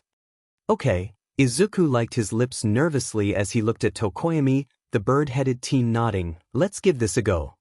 What a pose. The voice echoed over the area as the shadow creature emerged from Izuku's back, human head bald, its dark body tinged green as it bobbed and weaved through the air, mimicking a boxer. AF you all up. Okay, Izuku hummed, looking up at it as dark shadow popped out of Tokoyami, cheering along with the other shadowy humanoid. So we now know that the personality and appearance are affected by the user. What a mad banquet of darkness, Tokoyami just said. Yeah, but they both look eager to fight, Izuku laughed. You guys also good. He turned to Uraraka and Hatsum as the two girls gave him the thumbs up. Ready to go, first place. Hatsum laughed. Man, your quirk is amazing. I'll get to make babies for everything. Great to hear. Izuku grinned as he climbed onto his horse, his dark shadow being 𝐒𝐮𝐬𝐴 back into his body as he released the quirk, letting out a stream of expletives as it vanished. Where did it learn all that? Ochako mumbled, jumping slightly as Izuku laughed. Probably from me, he said, and I learned from the best. My mom. Your mom. I hear you have quite the interesting quirk, the blonde said behind the other teen, making him jump slightly, turning to look behind him. Want to join my team? And why should I do that? Hitoshi growled. I like this one. The blonde laughed to his two other teammates, who eyed Shinso suspiciously. He has spirit. Hey. Same Quirk. Izuku yelled, his hand crackling with explosions as the blonde blocked Bakugo's initial attack with Kirishima's quirk before countering with an explosion of his own. Shut up, 𝐒𝐮𝐬𝐴. The two blondes yelled as they continued to fight, their horses jostling for position. Whoop! Izuku shouted as he waved his right arm behind his horse, the small wall of deep blue ice shooting from the ground just in time to deflect the glacier that slammed into it. Careful, Todoroki-san. You could hurt someone. Deku. Bakugo howled as he glared at the rapidly approaching team. Stay the F away from me. Too late. The green-haired teen shouted as he tapped the two girls on the shoulders, Uraraka touching him and Tokoyami at the same time. The jetpack on his back roared to life as their horse rocketed into the air, Bakugo blinking as Todoroki unleashed another massive burst of ice after them. Izuku grinned as he looked back, watching Bakugo and Monoma's horses be forced away from each other as Todoroki's charged up the glacier after him. Releasing Raka's quirk, he called as the two girls felt their gravity return, activating the hover boots on their legs to slow their descent. Let's turn up the heat. The wave of flame shot down towards Todoroki, the teen clenching his teeth as his horse skidded to a stop. He shot out another wall of ice, just barely blocking the torrent of flame. You'll never beat me like that, Sho-chan. Izuku laughed as his horse landed on the ground, before he looked around, his smirk dropping. Oh! They were surrounded, the wall of ice behind them blocking any escape as the three horses charged. I believe the time for chaos has arrived, Tokoyami said quietly, Dark Shadow grinning excitedly, Izuku nodding. Let's give him hell, Punchy. That's a name, you mother effer, the dark creature howled as it shot out of his chest, closely followed by Dark Shadow. And beat these, how do you once I'm done with these chumps. Izuku hissed as the creatures swept through the charging horses, massive fists throwing them to the ground harshly. Dark Shadow darted after Punchy, collecting the fallen horses' headbands as they staggered to their feet. Dude, chill, he shouted at the creature, Punchy just spinning to glare at him. And that's time. Mike shouted, Izuku letting out a sigh of relief as Punchy zoomed towards him. Now I'ma beat you. He howled, Izuku just groaning as he released the quirk, Punchy letting out another stream of expletives as he was quickly SE back into Izuku's body. Okay, note to self, Punchy strong, Punchy angry, Punchy doesn't like me. Good to know. This doesn't make us friends, Shinso growled as he walked away from the 1B students. Of course not, that's more Izuku's wheelhouse than mine, Nito chuckled, making the purple-haired teen stop. So, you know that weirdo? Hitoshi asked. Yes, Nito grinned as he spoke, Hitoshi raising an eyebrow. Not afraid to respond now, he asked. I could brainwash you if you do. It hasn't been 3 minutes since I last touched you, Nito shrugged before turning away with his friends, so I could do the same to you. I look forward to seeing you in the shadows as a fellow underground hero. Weirdos, Hitoshi grumbled as he walked away, the lot of you. As always, you are far too flashy, the blonde sighed as he finished his lunch, Izuku sticking his tongue out at Monoma as he sat at the table with the 1B student. Whatever, you managed to get through to the final round as well, so why are you complaining? Izuku laughed. I'm not, I just wish you would be a little more subtle, Nito sighed. Really, everything must be a game with you. And everything is a contest with you, Izuku shot back as he shoveled katsudon into his mouth, grinning behind his bowl, though it's not the worst thing. A compliment. From you. Nito laughed in mock shock. How rare. I simply expected more sass. Hey, I compliment people plenty, Izuku muttered as he set down his empty bowl. Sass is just more fun. You say that, but is it really true? The blonde chuckled, punching Izuku gently in the arm, blinking when the other teen looked to the side. What's up? Todoroki approaching from R6, Izuku muttered, wiping his face on a napkin and getting up. I have a feeling I know what he wants. You go talk to your future boyfriend then, Nito chuckled, drawing a slight glare from Izuku, before the green-haired teen just smiled. "Oh hey," he suddenly said as they both looked at the approaching dual quirk user. "I just had a thought. What happens if we face each other?" "Simple," 𝐻𝐻𝐿 shrugged, a grin on his face as he pushed Izuku towards Todoroki. "Best man wins. Do you know what a quirk marriage is?" Todoroki asked as they stood in the hallway. "Yeah," Izuku said, blinking a moment later. "Wait, you don't mean..." "Yes, he bought my mother like livestock, just to breed the perfect successor," Todoroki said as he reached up to the scar on his face. "She gave me this scar. She poured boiling water over my face because I looked too much like him." Izuku muttered, "And have you tried to get help?" "Help? What help?" Todoroki growled. "No one would believe a word I said against my father. And this isn't about that." "Maybe it should be."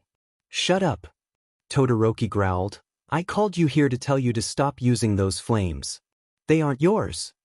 "Well, technically," Izuku hummed, "because I replicate quirks, I actually gain the quirk I copy, so they kind of are.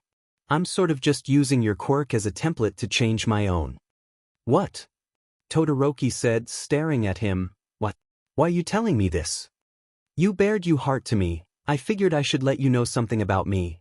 Izuku shrugged, before grinning and pressing his finger to his lips. "So yeah, that's how my quirk copies the quirks of others, but don't go telling everyone. It's a secret." "What is wrong with you?" Todoroki hissed as Izuku walked away.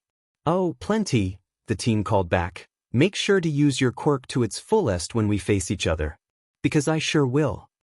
"And welcome to the first round of the tournament, loyal listeners."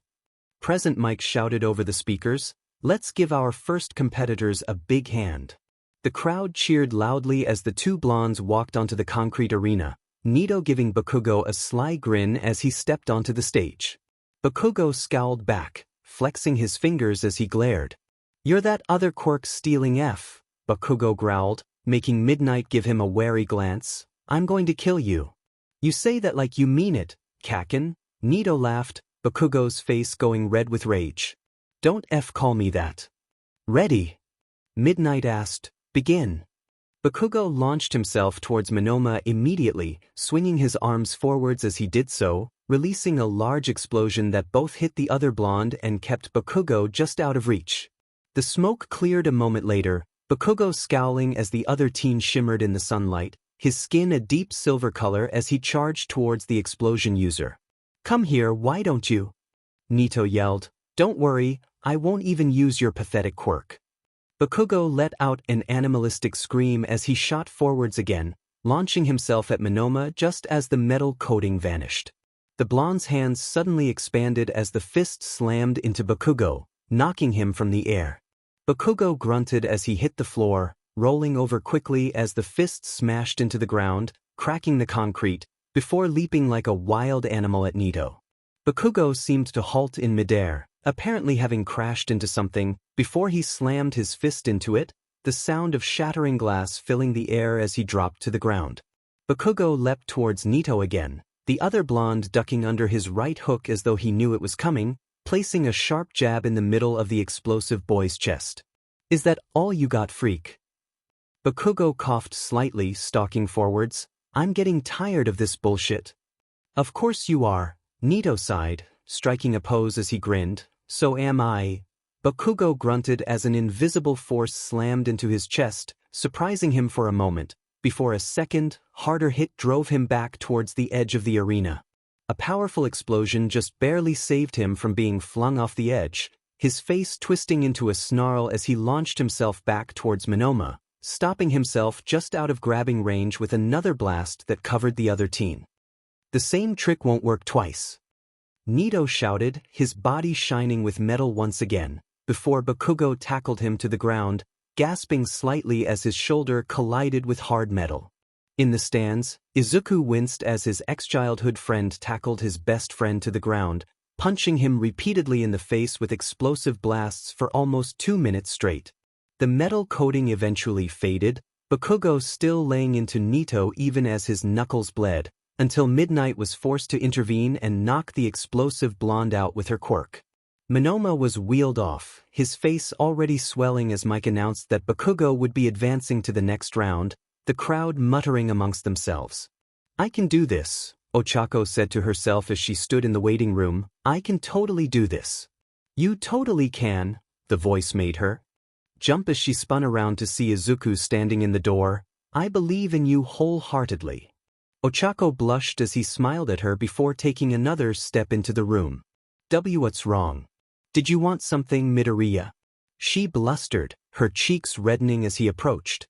Nah, just here to give you some encouragement, Izuku chuckled as he patted her on the shoulder, and remind you of something. What I said during the entrance exam. The entrance exam? Ochako asked, her mind immediately going to the image of her sitting on his lap after he'd saved her. She blushed harder as she shook her head vigorously, trying to drive the thought away. Road rash is a hell of a drag. No. Izuku laughed before turning away and walking out the room. The other thing, when I was using your quirk. When you were using my. Ochako hummed, her eyes suddenly going wide. And Ochako Uraraka wins. Mike called as Tokoyami went sailing out of the ring, landing heavily on the grass as she released her quirk. All she'd had to do was grab a hold of Dark Shadow the moment it charged her, willing her quirk to affect not only the shadowy entity, but everything attached to it. And it had worked. She was able to easily lift the startled 𝗧𝗧𝗧𝗟𝗘 into the air, tossing him out of the ring before he could react. Izuku was right. She thought, my quirk really does have good conductivity. Wait, the brunette muttered to herself, her cheeks starting to flush. When did I start calling him Izuku? Kirishima's hardened fist smashed through Tsuburaga's air wall, crashing into the brown-haired boy's face, and sending him skidding out of the ring. Ida lay on his hands and knees as 𝗏𝗡𝗏 walked away from the stage after thanking him for helping her market her inventions. Kaibara was frozen in an instant with a wave of Todoroki's arm, ending the match almost immediately, the gyration user not even able to spin a single finger. Kaminari weighed softly from inside the cocoon of tape he was wrapped in, 𝗧𝗧𝗏 having barely managed to completely wrap him up in the insulative tape before the blonde could release his full charge. Mina walked off the stage in a daze, Shinso smirking slightly to himself as he released her, the girl looking around in confusion. Hi Yamamo. Izuku waved as they entered the ring, the girl nodding to him as she looked to Midnight, the pro raising her riding CRP. Ready. Begin. Momo immediately formed a staff in one hand and a shield on the other, watching as Midoriya charged towards her, his own hands glowing as what looked like knuckle dusters emerged from his fingers. The girl raised her shield as he jumped, going for a flying punch that slammed into the metal. Momo cried out in pain as the electric shock shot up her arm, making it go numb as she dropped her shield, flinching when Izuku punched her in the stomach with his other hand, the taser function of the knuckle dusters sending another jolt of electricity through her body. You're still thinking too basically, Yamamo, Izuku said as he waved his hand in front of her face, a fine pink mist spraying in her face. You need to be more vicious. What do you mean? She didn't finish her sentence as she collapsed to the ground, asleep. Midoriya wins. Midnight shouted as the boy helped place Yaoyorozu onto the stretcher, grinning up at the crowd. Hey Nito, you all good? Izuku asked as he walked into the nurse's office after his match. I came earlier, but you were still unconscious. Not terrible all things considered, the blonde yawned, rubbing at the small bandage on his cheek. Though I do wish I'd gotten a few more hits in on the butt. Mood. Izuku laughed as he pulled up a chair beside his friend's bed. The two sat in silence for a moment, just enjoying each other's company, before Nito spoke up. You're worried about what you're going to do when you have to face him, aren't you? The blonde asked quietly. Oh no, Izuku chuckled. I know exactly what I'm going to do. Beat the hell out of him, then let him win. What? Nito shouted, making Recovery Girl stick her head out of her small office. What the hell do you mean, let him win? Oh. Think about it, Nito, Izuku said as he tried to calm his friend down. What does Kaken love more than anything? Himself, the blonde growled. No, well yes, but the other thing, Izuku chuckled, the blonde sighing. His quirk. Sort of, but no, Izuku sighed. What would he hate most if he faced me? Hate most? That's easy losing. Nito trailed off, blinking in revelation. He loves winning. Exactly. But I wonder how he'll feel when he gets beat up, then his opponent surrenders. Izuku grinned. I think it'd be a massive blow to the glass balloon he calls his ego. Oh, Izuku, you are evil, Nito cackled. I love it. Deku. The shout made Izuku roll his eyes before he turned around to smile at the approaching Bakugo. The blonde's face twisted in rage. Izuku glanced down at Bakugo's hands, the knuckles still bloody, the bandages that had been wrapped around them scorched and mostly burned off. You gave them AF plan, didn't you? He shouted, grabbing Izuku by the collar and shaking him. That other copy F and round face, you gave them plans to F with me. Who, me? Izuku laughed. Why would I do that? Because you always do. Bakugo growled. You and your freak Quirk are always trying to F with me. Why? I don't know, Izuku shrugged, still smiling as he tried to pull away from Bakugo. Maybe because you're a pages. Maybe because you need to learn some humility. Maybe because I just don't like you. F you. Bakugo spat, Izuku letting out a low sigh. You really make it too easy, 𝐀𝐮𝐭𝐡𝐨𝐫, the green-haired teen muttered, and for your information, I didn't give either Nito or Ochako any plans. They did that all on their own. Yeah, F right, the blonde spat again, there's no way they could have come up with that tea without you. Ah, 𝐀𝐮𝐭𝐡𝐨𝐫, Izuku laughed. Are you calling me smart? Because there's no way that you could be calling two people who got into the best hero school in the country dumb. That would be an insult to you, eh? Shut your F mouth. Bakugo shouted, shaking Izuku again. What the F are you planning, you shitnerd? Izuku just smiled as he kept his mouth closed, veins popping on Bakugo's head as the other teen just looked at him. F answer me, he yelled. Hey, you were the one that said to shut my mouth, so I did. Izuku chuckled as he saw Bakugo's hand begin to twitch, a sly smile making its way onto the green-haired teen's face. What's wrong, 𝐀𝐮𝐭𝐡𝐨𝐫? Aren't you going to try blast me? Or are you worried that the teachers here won't be as forgiving as 𝐴LDERA?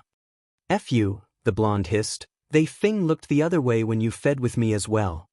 Yeah, but I only messed with you because you wanted to hurt me, Izuku replied, his sly smile turning cruel as he leant in towards Bakugo. And let's be honest, I could have done a lot worse than tripping you up every now and again. Oh, the blonde growled, leaning in until their noses were almost touching. Like what? The knee met Bakugo's pee-pee with a solid whap, the blonde stiffening as Izuku yanked his collar free. Sorry about that, 𝐀𝐮𝐭𝐡𝐨𝐫, the green-haired teen called as he bolted down the hall, but you really do make it too easy.